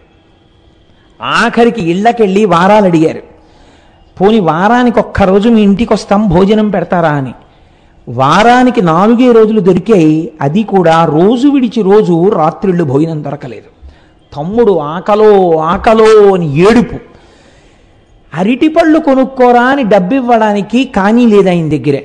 ఇంత బాధలో ఉంటూ ఆకలి కడుపు మండిపోతుంటే, ఈ బాధతో నేను ఎవరినడగనయ్యా, అన్నం లోకానికి అన్నం పెట్టే అన్నపూర్ణ భర్త, ఎందుకు ఇలా బాధ పెడుతున్నావు, నా కడుపుకు అన్నం పెట్టవా అని రోజు ఓ శ్లోకం రాసేవారు. ఆయన రాసి అరుణాచలేశ్వరుడి దేవాలయం ముందు నించుని గట్టిగా శ్లోకం చెప్పేవారు. ఆ శ్లోకం ఎంత గొప్పగా ఉంటుందో వినడానికి తిరువన్నామలైలో ఉన్న సంస్కృత పండితులందరూ వచ్చి కూర్చుని వినేవారు. విని అబ్బాయి ఎలా చెప్తున్నాడు రా ఇలాంటి కవిత్వం అనేవారు. చిత్రం ఏమిటో తెలుసా అండి, ఎవ్వరూ ఈ పూట మా ఇంటికి భోజనానికి రమ్మని పిలిచేవారు కాదు, ఉత్తరీయాలు దులుపుకుని వెళ్ళిపోయేవారు. ఈశ్వరాజ్ఞ. వాళ్ళకి అటువంటి మనసు లేక కాదు, అలాంటి మనసు పుట్టకుండా చేశాడు శంకరుడు.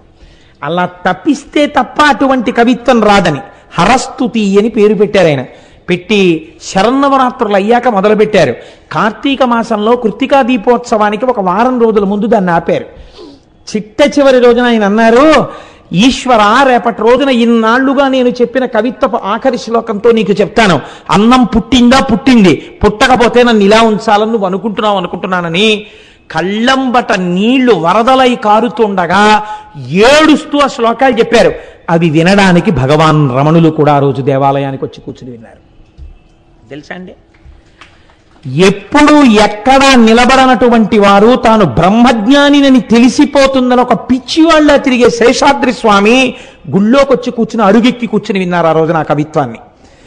ఇటువంటి బ్రహ్మజ్ఞానులు శ్రోతలై ఉండగా కన్నులంబట నీరు కారిపోతూ ఆ హరవిలాసాన్ని ఆయన శ్లోకాలన్నింటినీ చెప్పారు.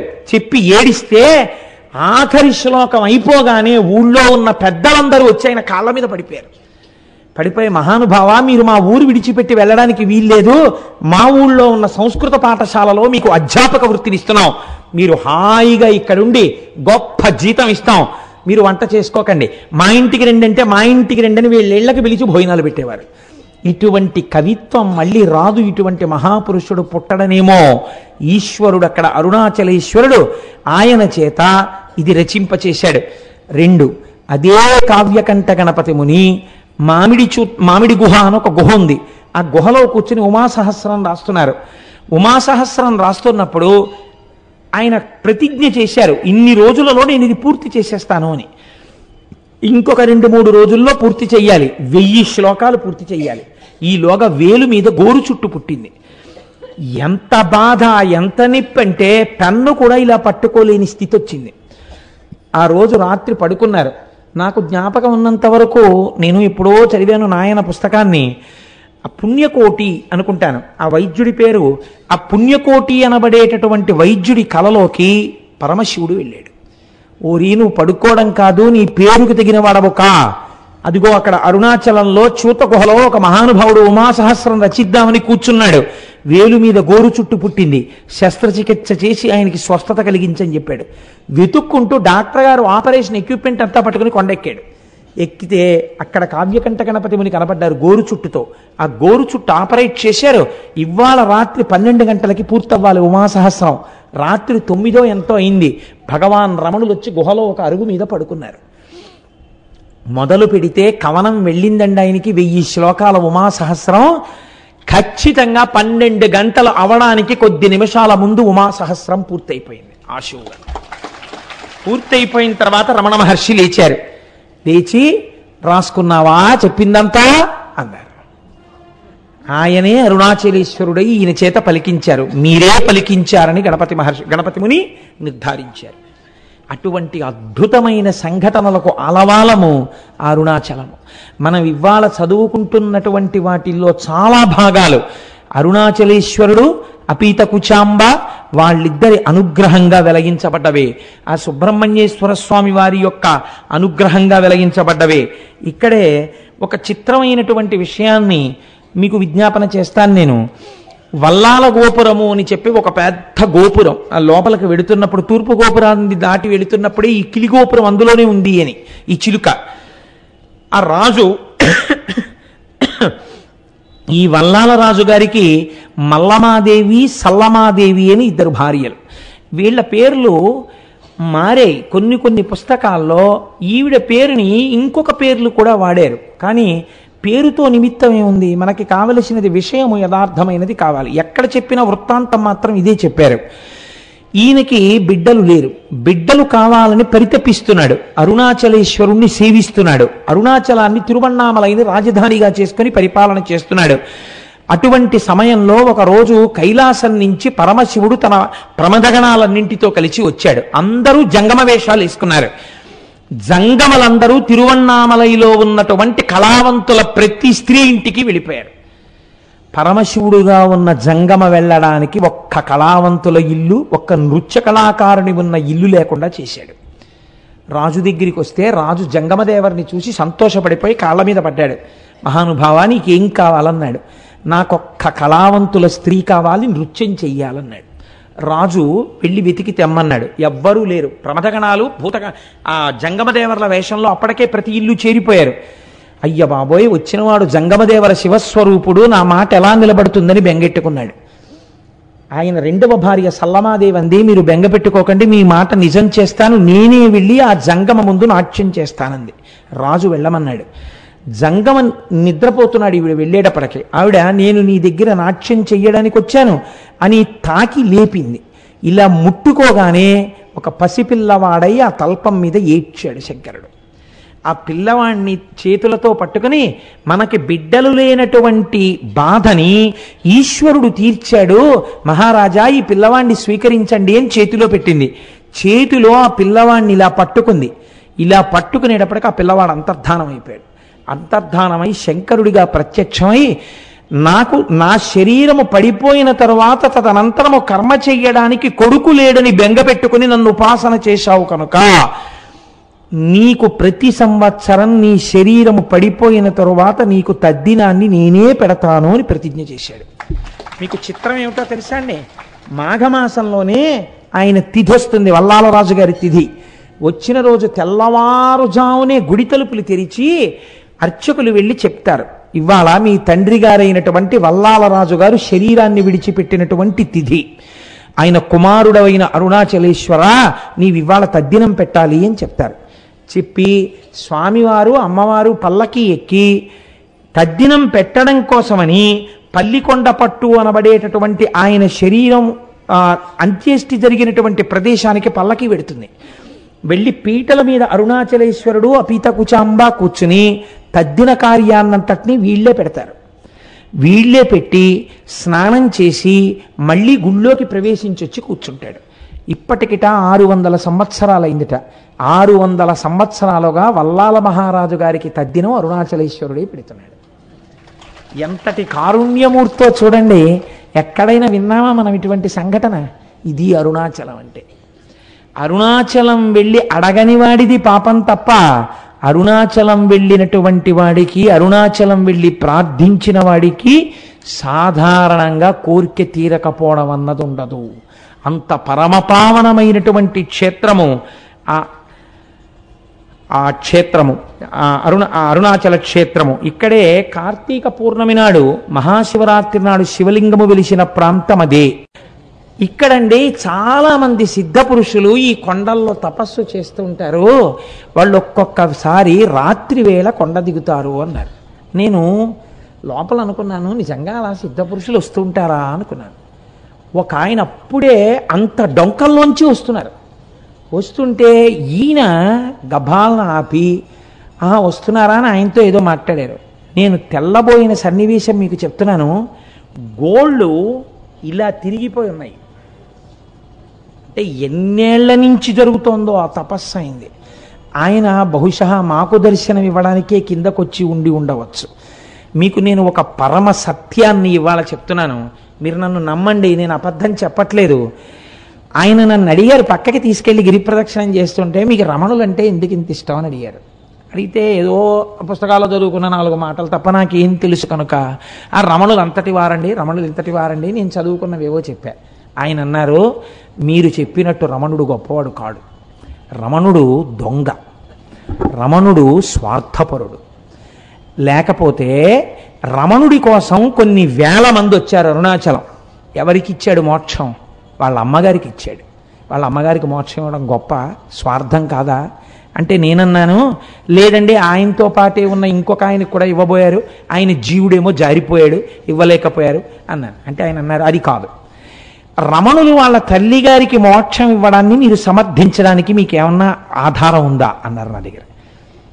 ఏమిట్రా ఇంత భక్తితో మనం వస్తే ఈయన ఇంత గడ్డు ప్రశ్న వేశాడు, ఈ కోణంలో నేను అసలు ఎప్పుడూ ఆలోచన చేయలేదు, ఏంటి ఇలా అడిగారు చిత్రంగాను అని నేను చాలా ప్రయత్నం చేద్దాం అనుకున్నాను, కానీ నాకే నచ్చలేదు ఎలా సమర్థించాలో. అలా కాసేపు నడిచాం, ఒక 10 నిమిషాలు మౌనంగా. ఆయన అన్నారు, చూశారా మీకు దొరకలేదు కారణం, అమ్మకి ఎందుకు మోక్షం ఇచ్చారో మీకు తెలియలేదే అన్నారు. అంటే ఏవో మీరు చెప్తున్న కోణంలో మాత్రం నాకు తగిన సమాధానం దొరకట్లేదు అన్నాను. అంటూ నేను అన్నాను అలా ఆయనతో వెడుతూ, ఒకానొకప్పుడు 1950లో ఆయన శరీరం విడిచిపెట్టక ముందు ఇలా తిరుగుతున్నప్పుడు ఆయనతో పాటు వెళ్ళిన వాళ్ళు ధన్యులు, వాళ్ళు ఎంత గొప్పగా ఆయనతో పాటు కలిసి వెళ్ళుంటారో, ఆయన కొండ దిగుతున్నప్పుడు చూస్తూ ఉండుంటారో అన్నాను. అలా నీకు చూడాలనుందా అన్నారు ఆయన. ఇది రెండో ప్రశ్న. అంటే నాకు ఈ ప్రశ్నకి కించిత్ కోపం వచ్చింది. నేను అన్నాను, అలా చూడాలంటే జరుగుతుందా అండి, ఇప్పుడు కనపడతారా రమణులు, ఆ ప్రశ్న ఏమిటి అన్నాను. ఆయన నవ్వారు. అంతే, మా మధ్య అంతే సంభాషణ జరిగింది. మేము వెళ్ళిపోయి మర్నాడు నేను వచ్చేస్తున్నాను రమణాశ్రమం నుంచి, బయలుదేరిపోతున్నాను, చెన్నై వెళ్ళిపోవాలి, బస్సులు ఎక్కే హడావిడిలో ఉన్నాం. ఆయన మళ్ళీ ఠంగులు కనపడ్డారు. కనపడి ఓ చేతి సంచి ఒకటి ఇస్తూ ఉంటారు రమణాశ్రమంలో పుస్తకాలు కొనుక్కున్నప్పుడు. ఆయన ప్రత్యేకం ఓ పుస్తకం ఒక క్యాసెట్ తెచ్చి, ఇవి నేను మీకు బహూకరిస్తున్నాను కోటేశ్వరారు అని ఇచ్చారు. ఎంత ప్రేమమూర్తో. నేను ఆ తర్వాత వారిని చూడలేదు, రమణాశ్రమానికి వెళ్ళిన ఆయన పేరు అవి ఇచ్చారు కూడా, కానీ మాకు కనపడలేదు. ఆ తర్వాత ఇన్ని మార్లు వెళ్ళాను, నాకు వారు కనపడలేదు. నేను ఇంటికి వచ్చి యథాలాపంగా పెట్లోంచి పుస్తకాలన్నీ కొనుక్కున్నవి తీసి అక్కడ పెట్టేసి వెళ్ళిపోబోతూ ఇలా గాలికి ఎగురుతూ ఉంటే ఒక పేజీ, ఆ పేజీ మీద చెయ్యేసి ఇలా చూశాను, రమణులు తల్లికే మోక్షం ఎందుకు ఇయ్యవలెను అని ఉంది దాని మీద. నేను తెల్లబోయి ఇదే కదా మన నేను అడిగారు అని చెప్పి నేను అది చదివాను. చదివితే రమణుల యొక్క తల్లి వృద్ధాప్యంలో ఆవిడ యొక్క కుమార్తె, అమ్మా నాతో చెన్నై వచ్చేయమ్మా, వీడి దగ్గర ఉంటే ఏం చూస్తాడు, నువ్వు నాతో వచ్చేస్తే ఇంకెంతో కాలం ఉండవు కదా, జాగ్రత్తగా చూస్తావంటే అమ్మగారు అన్నారు, మీతో వస్తే ఏం చేస్తారు, ఓ పరుపు మీద పడుకోబెడతారు, జాగ్రత్తగా చూస్తారు. నా ప్రాణోత్క్రమణం అయితే ఏం చేస్తారు, కొన్ని కోట్ల జన్మల నుంచి ఏం చేశారో అదే చేస్తారు. మీరు నన్ను తీసుకెళ్ళి దహిస్తారు. వీడి దగ్గర ఉంటే ఏమవుతుంది, పోయే ప్రాణం ఎలాగో పోతుంది. వీడు జనన మరణములకు అతీతుడు నా కొడుకు, వాడు జ్ఞాని. కాబట్టి వాడు నేను చచ్చిపోయిన తర్వాత నా శరీరాన్ని తన 2 చేతులతో పైకెత్తుతాడు. మీ దగ్గర ఉంటే వాడు ఎత్తాడు, వాడు రాడు తిరువణ్ణామలై వదిలి, వాడు పైకెత్తి వాడు కాల్చడు. ఈ శరీరాన్ని పట్టుకెళ్ళి పక్షులు తింటాయని రక్కసిముళ్ళని ఇంతంత ఉంటాయి అరుణాచలం కొండ మీద, రక్కసిముళ్ళ పొదలలోకి విసిరేస్తాడు. వాడి చేతులతో పట్టి పైకెత్తాడు కాబట్టి నాకు మళ్ళీ ఇంకొకసారి పడిపోవలసిన అవసరం లేని స్థితిని కలుగుతుంది, కాబట్టి వీడి దగ్గర పోతానన్నారు. ఈ మాట తల్లి అన్నందుకు కొన్ని కోట్ల జన్మలు అనుభవించవలసిన పాపపుణ్యములను ఆఖరి రోజున తీసేసి మోక్షం ఇచ్చేశారు. ఇందుకు ఇచ్చారు మోక్షం తప్ప స్వార్థంతో ఇయ్యలేదు అని రాసుంది. అమ్మ బాబోయ్, ఆనాడు అడిగిన ప్రశ్నకి ఆయన ఇచ్చిన పుస్తకంలో ఎగిరిన పేజీలో జవాబుంది అని నేను తెల్లబోయాను. నిజంగా క్యాసెట్ పెట్టాను. ఆ క్యాసెట్ ఏమిటో తెలుసా అండి, రమణులు కొండ మించి దిగుతున్నట్టు, ఎక్కడో ఒక అరుగు మీద కూర్చుంటున్నట్టు, అందరితో మాట్లాడుతున్నట్టు, బాగా వృద్ధులైపోయిన తర్వాత ఇలా చేతులు వేసి వెడుతున్నట్టు, ఆఖరణ వారి శరీరం విడిచిపెట్టేసినప్పుడు అందరూ ఒక్కసారి లేచి నిలబడినట్టు ఉన్న క్యాసెట్. చిత్రం ఏంటంటే నా స్నేహితుడు ఒకడు ఉన్నాడు, అతను ఎప్పుడు పెడతాడు అరుణాచలం, అతని దగ్గర కూడా లేని ఆ క్యాసెట్ ఆ రోజుల్లో నాకు ఎలా వచ్చిందో నాకే తెలియదు. నేను ఆ రోజుల్లో ఆ క్యాసెట్ని అది నా దగ్గర లేదు అని అతను నాకు చెప్తే నేను తెల్లబోయి ఇది నాకు బహుశः భగవానులే అనుగ్రహించుంటారు, ఇది స్వార్థంతో నేను ఒక్కడిని అనుభవించకూడదని మా ఇంట్లో కలర్ టీవీ పెట్టి రమణుల జన్మదినోత్సవం నాడు ఎందరినో పిలిచి బ్యాచ్లుగా చూపిస్తే ఒక మహాతల్లి నాకు సలహా ఇచ్చారు, ఇలా మీ ఇంట్లో ఎన్ని బ్యాచ్లకి పెడతారండి, చిన్న అపార్ట్మెంట్లో శివాలయానికి తీసుకొచ్చి క్యాసెట్ వేయండి అన్నారు. అంటే టీవీ అప్పట్లో ఇవే డివిడీలు లేవు, వీసీఆర్లే. వీసీఆర్ పట్టుకుని వెళ్ళి వెంకటనగర్ శివాలయంలో ఆ క్యాసెట్ని నేను ప్లే చేసి కొన్ని వందల మంది చూసి సంతోషించారు. బహుశా మీరు చూశారేమోనమ్మా. అన్నీ అరుణాచల అనుబంధంలో రమణులే అనుగ్రహించారు కనుక ఆ అరుణాచలం అంత గొప్ప అరుణాచలం. కాబట్టి చూడండి, నేను మీకు ఎందుకు విజ్ఞాపన చేశాను అంటే ఆ కొండ సామాన్యమైన కొండ కాదు. శివుడు అక్కడ స్థూల రూపంలో ఉన్నాడు, కొండగా ఉన్నాడు. అరుణాచలేశ్వరుడి దేవాలయమునందు శివలింగముగా ఉన్నాడు. అదే అరుణాచలం కొండ మీద దక్షిణామూర్తిగా ఇప్పటికీ ఉన్నాడు అని అంటారు. ఎందుచేతనంటే రమణ మహర్షి యొక్క శిష్యులు కొంతమంది అరుణాచలం కొండ శిఖరాల మీద కూర్చుని ఉండగా వారికి పాదుకలతో నడిచి వెళ్ళిపోతున్నటువంటి చప్పుళ్ళు వినపడ్డాయి. నేను సరిగ్గా చెప్పి ఉంటే పేరు, నాకు ఆ పేర్లు సరిగ్గా జ్ఞాపకం ఉండవు. చాడ్విక్ అనుకుంటాను, రమణుల శిష్యుల్లో ఒక ఆవిడ. ఆ చాడ్విక్ అన్నావిడ ఒకసారి అరుణాచల శిఖరం మీద కూర్చుని ఒక ప్రదోష వేళలో ఆవిడ ఏదో సంగీతంలో ఉండేటటువంటి రాగముల గురించి ఆలోచన చేస్తూ పాడుకుంటున్నారు. అపురూపమైనటువంటి రాగాలు కొన్ని ఆ అరుణాచలం కొండల్లోంచి వినపడ్డాయి. ప్రదోష వేళలో పరమశివుడు దక్షిణామూర్తిగా కూర్చుని ఉంటే ఇప్పటికీ అనేక మంది దేవకాంతల ఆయన ముందు నాట్యం చేస్తూ గంధర్వగానం చేస్తారని ఆవిడ దాన్ని రికార్డ్ చేశారు. రికార్డింగ్ అవుతుందేమో చూద్దామని రికార్డ్ చేసి రమణుల దగ్గరికి తీసుకొచ్చి ఆన్ చేస్తే ఆ సంగీతం రికార్డ్ అయి వినపడింది. అరుణాచలం అంత పరమపావనమైన క్షేత్రం. ఇప్పటికీ దక్షిణామూర్తిగా పరమశివుడు దాని యందు కూర్చుని ఉన్నాడు అని పెద్దలు విశ్వసిస్తారు. అటువంటి అరుణాచలంలో ఒక మహానుభావుడు కాళ్ళు ఉండేవి కావు ఆయనకి. ఆయన అరుణగిరికి ప్రదక్షిణం చేద్దామని కేవలం పిరుదుల మీద డేకుతూ వెడుతున్నాడు. వెడుతుంటే చచ్చు పడిపోయినటువంటి కాళ్ళు తిరిగి సత్తువని పొంది ఆయనకి కాళ్ళు వచ్చాయి. అరుణాచల ప్రదక్షిణం, అరుణగిరి ప్రదక్షిణం అంత గొప్పది. అలాగే ఒకానొకప్పుడు ఒక సంపన్నురాలు తిరువణ్ణామలై రైల్వే స్టేషన్లో దిగి ఒక పెళ్లికి వెళ్ళడం కోసమని తిరువణ్ణామలై వచ్చి ఒక జట్కా మాట్లాడుకుని వెడుతూ ఉంటే ఆ జట్కా వాడు ఆ కొండలలోకి అరణ్యంలోకి తీసుకుపోతున్నాడు. ఆవిడ ఇదేమిటి ఇలా తీసుకెడుతున్నావు అంటే నోరు విప్పితే చంపేస్తానన్నాడు. భగవానుడు ఇక్కడే కొండ రూపంలో ఉన్నాడు, నన్ను రక్షిస్తాడని ఆవిడ జట్కాలో కూర్చుని అరుణాచల శివ, అరుణాచల శివ, అరుణాచల శివ అని 3 మాటలు అన్నారు. అనేసరికి పెద్ద పెద్ద టార్చ్ లైట్లు వేసుకుని ఒక పోలీస్ టీం ఒకటి అక్కడికి వచ్చింది. వచ్చి వెంటనే ఈ దొంగని పట్టుకుని దేహశుద్ధి చేసి ఆవిడ్ని కారు ఎక్కించుకుని పెళ్లి జరగవలసిన కళ్యాణ మంటపం దగ్గరికి తీసుకెళ్లి ఆవిడ్ని విడిచిపెట్టారు. ఆవిడ మహాసంపన్నురాలు, చదువుకున్నది. నన్ను ఇంత రక్షించారు కనుక మీ నెంబర్స్ ఇవ్వండి, మీ బ్యాడ్జ్ నెంబర్స్, రేపు మీ పోలీస్ స్టేషన్లో నేను కొంత అమౌంట్ ఇచ్చి మీకు క్యాష్ అవార్డు ఇమ్మని వచ్చి నేను మీకు బహూకరిస్తానని చెప్పి ఆవిడ నెంబర్స్ తీసుకున్నారు.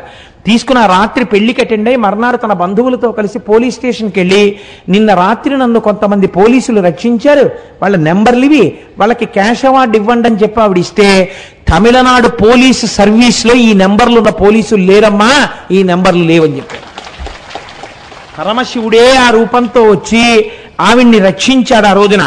అలాగే ఎంతమందికో మహానుభావుడు ఒకానొక సమయంలో ఒక ఆంగ్లేయుడు, ఆయన బూటు లేకపోతే అడుగు తీసి అడుగు వెయ్యలేడు. అటువంటి వాడు బూట్లతో ప్రదక్షిణం చేద్దామని వెడుతుంటే బూటు చిరిగిపోయింది. కటిక చీకటి, బూటు కుట్టేవాడు లేడు. కుట్టేవాడు లేక నేను ఎలా రక్షింపబడతానని భగవాన్ రమణులు చెప్తుంటారు. అరుణాచలేశ్వరుడే కాపాడుతుంటాడని అరుణాచల శివ, అరుణాచల శివ, అరుణాచల శివ అంటూ నించున్నారు. ఎక్కడి నుంచి వచ్చాడో అంతలో చెప్పులు కుట్టేవాడు వచ్చి అయ్యా మీ బూటు కుట్టనా అండి అని కుట్టేసి ఆయన అలా ఉండిపోయాడు. అంతే, ఆ అరణ్యంలోంచి అరుణాచలంలోకి వెళ్ళిపోయాడు. ఆయన బూట్లు కుట్టి వెళ్ళాడు, ఆ బూట్లతో ఆయన గిరి ప్రదక్షిణం చేశాడు. ఇలా ఎంతమందో ఎన్ని రకాలుగానో ఆ అరుణాచల గిరి ప్రదక్షిణంలో అనుభూతులను పొందారు. నేనైతే మీకు ఒకటి మనవి చేస్తాను.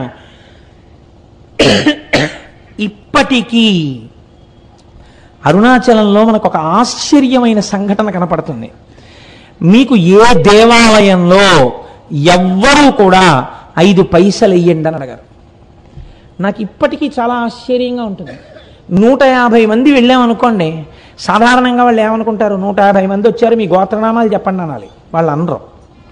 వాళ్ళు మీరు పళ్ళెల్లో ఏం వేస్తారని అడగరు. వాళ్ళందరికీ చేతిలో చిటికిడి చిటికిడి చిటికిడి చిటికిడి విభూతి పెట్టేస్తారు. నమస్కారం పెట్టుకుని వెళ్ళిపోతుంటే ఇదేంటి వీళ్ళు అసాధ్యం కూడా ఇంతమంది వచ్చారో రూపాయి లేదని వాళ్ళు అనరు.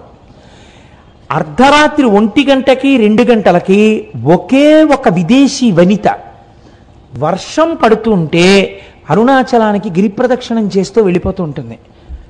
ఎవరండి? హిందూ మతస్థులు కారు, విదేశాల నుంచి వచ్చినటువంటి ఎందరో వనితలు, నిండు యవ్వనంలో ఉన్నవాళ్ళు వర్షధారలలో తడిసిపోయిన బట్టలతో ఒక్కరే గిరి ప్రదక్షిణం చేస్తూ ఉంటారు. వాళ్ళని చెనకిన వారు కానీ, వాళ్ళ వెనక పడ్డవారు కానీ, వాళ్ళతో పరిహాసమాడిన వాళ్ళు కానీ మీకు గిరి ప్రదక్షిణంలో కనపడరు. నేను ఒకసారి చూసి తెల్లబోయాను. మీకు ఒక విచిత్రమైన విషయం చెప్పనండి. ఆ పిల్లవాడి తల్లిదండ్రులు కానీ వాళ్ళెవరూ నాకు ఇప్పుడు జ్ఞాపకంలో లేరు. నాకు ఒక 2 సంవత్సరాల క్రితం ఆ కుటుంబం వాళ్ళు నా దగ్గరికి తరచూ వస్తుండేవారు. నేను ఉపన్యాసాలు కాకినాడలో చెప్తుంటుంటే ఇంజనీరింగ్ చదువుకుంటున్న పిల్లవాడు అతను, అప్పుడు 2nd ఇయర్ చదువుతుండేవాడు. నేను తరచూ చంద్రశేఖర పరమాచార్య స్వామి వారి గురించి చెప్తుంటే అతను నా దగ్గరికి వచ్చి అడిగాడు, నేను మీ ఉపన్యాసాలు విని కించిత్ ప్రేరణ పొందానండి, నేను మీకు చంద్రశేఖర పరమాచార్య స్వామి వారిని గీసి ఇవ్వాలనుకుంటున్నాను, ఎటువంటి చంద్రశేఖరులు మీకు కావాలని అడిగాడు. నేను ఆ పిల్లవాడు అడిగినటువంటి ప్రశ్న విధానానికి ఆశ్చర్యపోయాను. అంటే నేను ఎలాంటి చంద్రశేఖర పరమాచార్య స్వామిని వారిని కోరితే అలాంటి పరమాచార్యుల వారిని గీయగలవా అన్నాను. గీస్తాను అన్నాడు. నేను తెల్లబోయాను. పరమాచార్యుల వారి ఆచమనం చేసే విధానం చాలా ఆశ్చర్యంగా ఉంటుంది. 2 మోకాళ్ళు ఇలా పెట్టి 2 మోచేతులు మోకాళ్ళ మధ్యలో పెట్టి కమండలం కింద పెట్టి ఆచమనం చేస్తారు. ఏది అలాంటి బొమ్మ గీయన్నాను. మీరు నమ్ముతారా?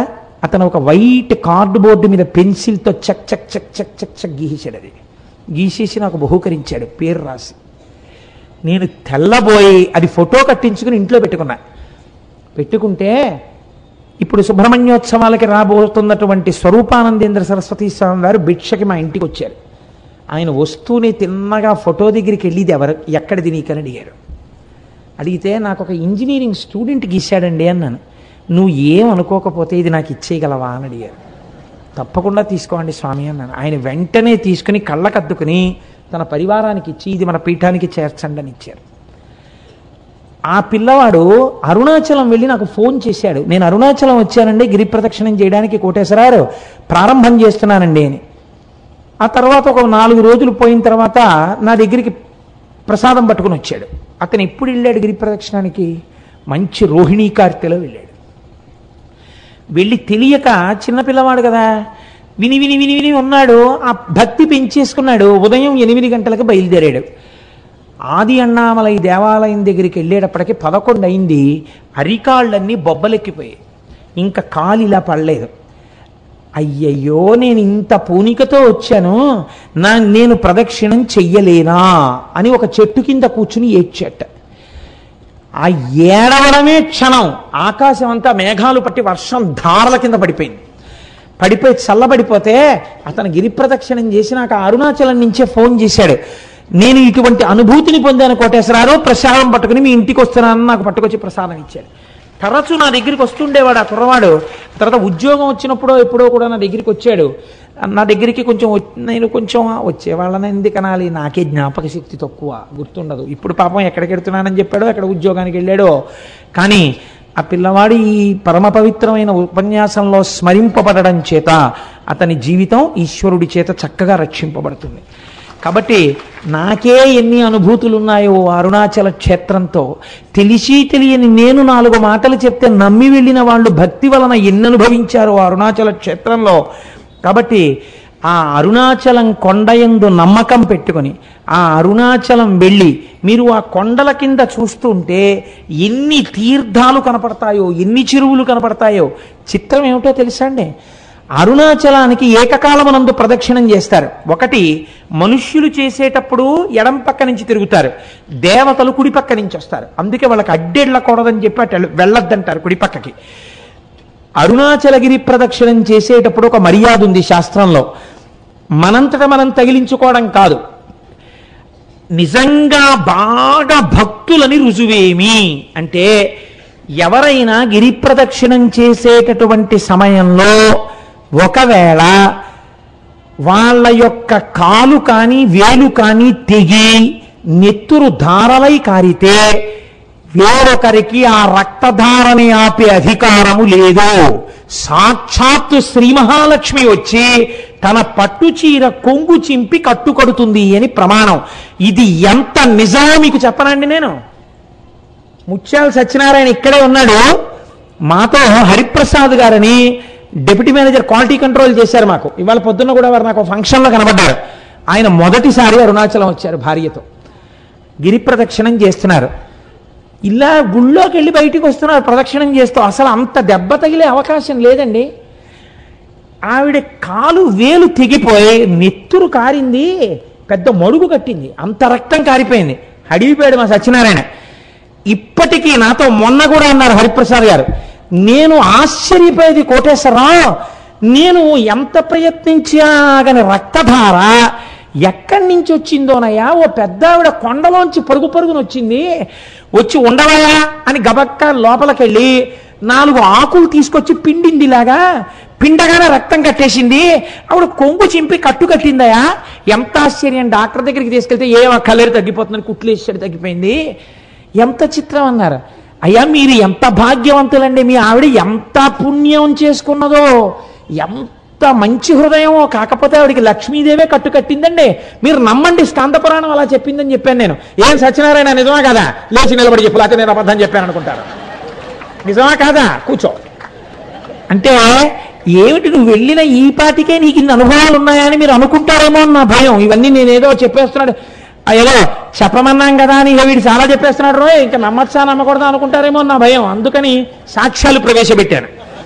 కాబట్టి అరుణాచలం అరుణాచలమే, దాని పేరే అరుణాచలము. అచలము అంటే కదలని వాడు, కదలనిది అంటే జ్ఞానము. ఎప్పుడు తనలో తాను రవించేటటువంటి పరమేశ్వరుడు అచలుడై ఉంటాడు. అరుణము, అరుణము అంటే ఎర్రనిది, కారుణ్యమూర్తి, అపారమైన దయ కలిగినది అమ్మ. అమ్మ అయ్య కలిసినదే అరుణాచలము కొండ.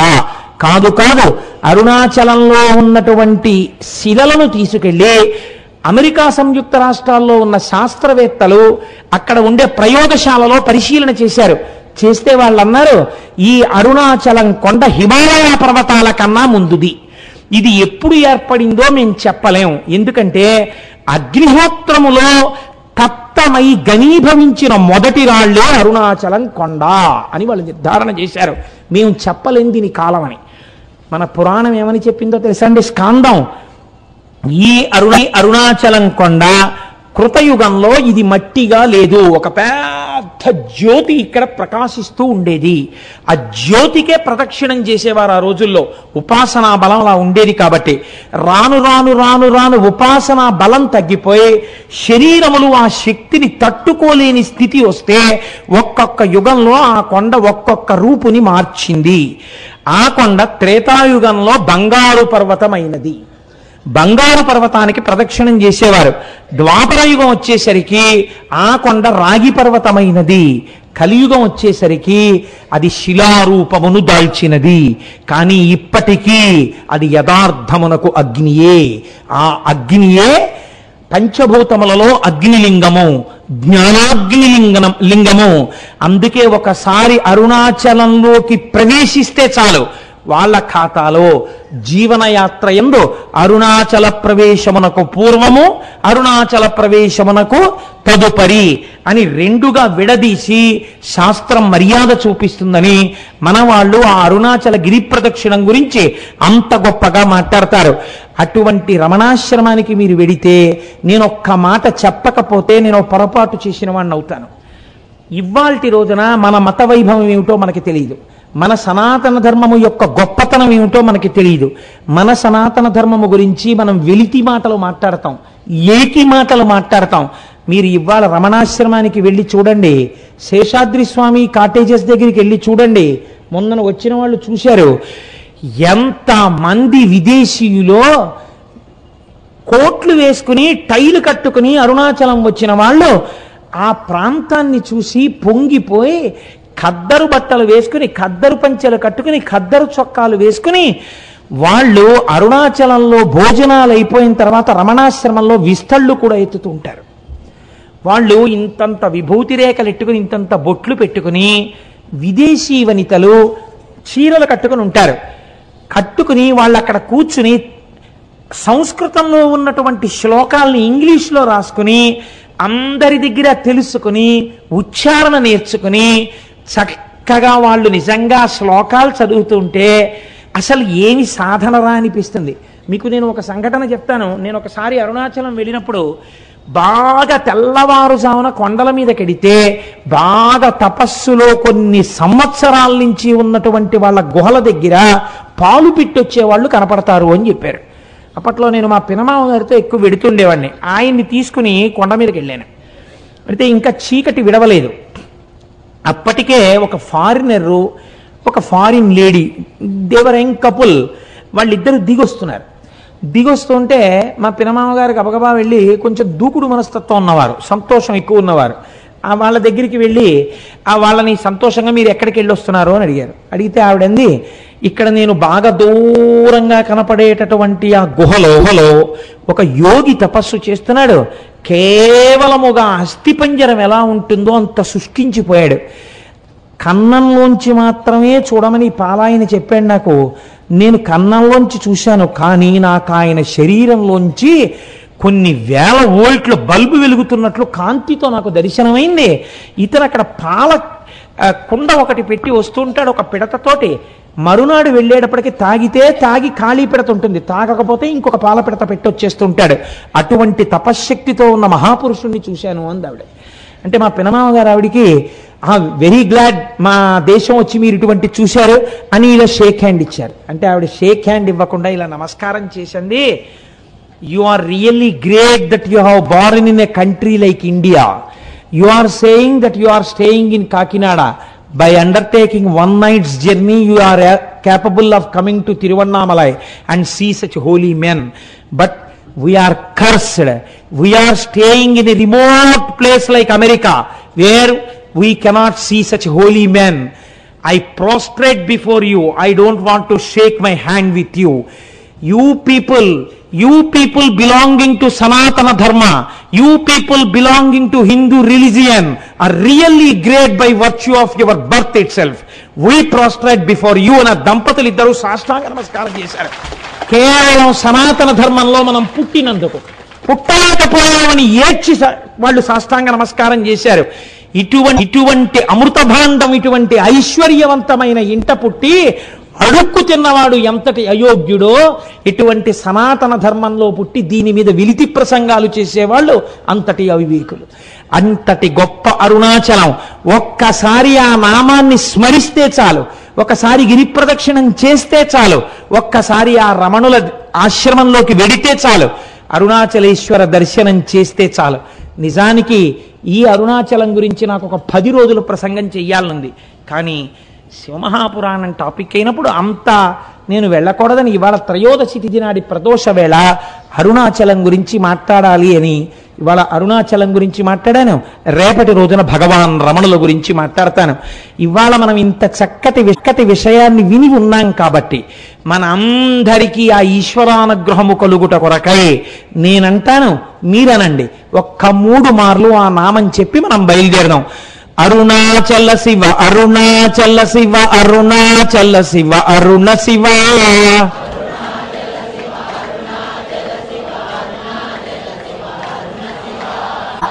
అరుణాచల శివ అరుణాచల శివ అరుణాచల శివ అరుణ శివ అరుణాచల శివ అరుణాచల శివ అరుణాచల శివ అరుణ శివ అరుణాచల శివ అరుణాచల శివ అరుణాచల శివ అరుణ శివ అరుణాచల శివ అరుణాచల శివ అరుణ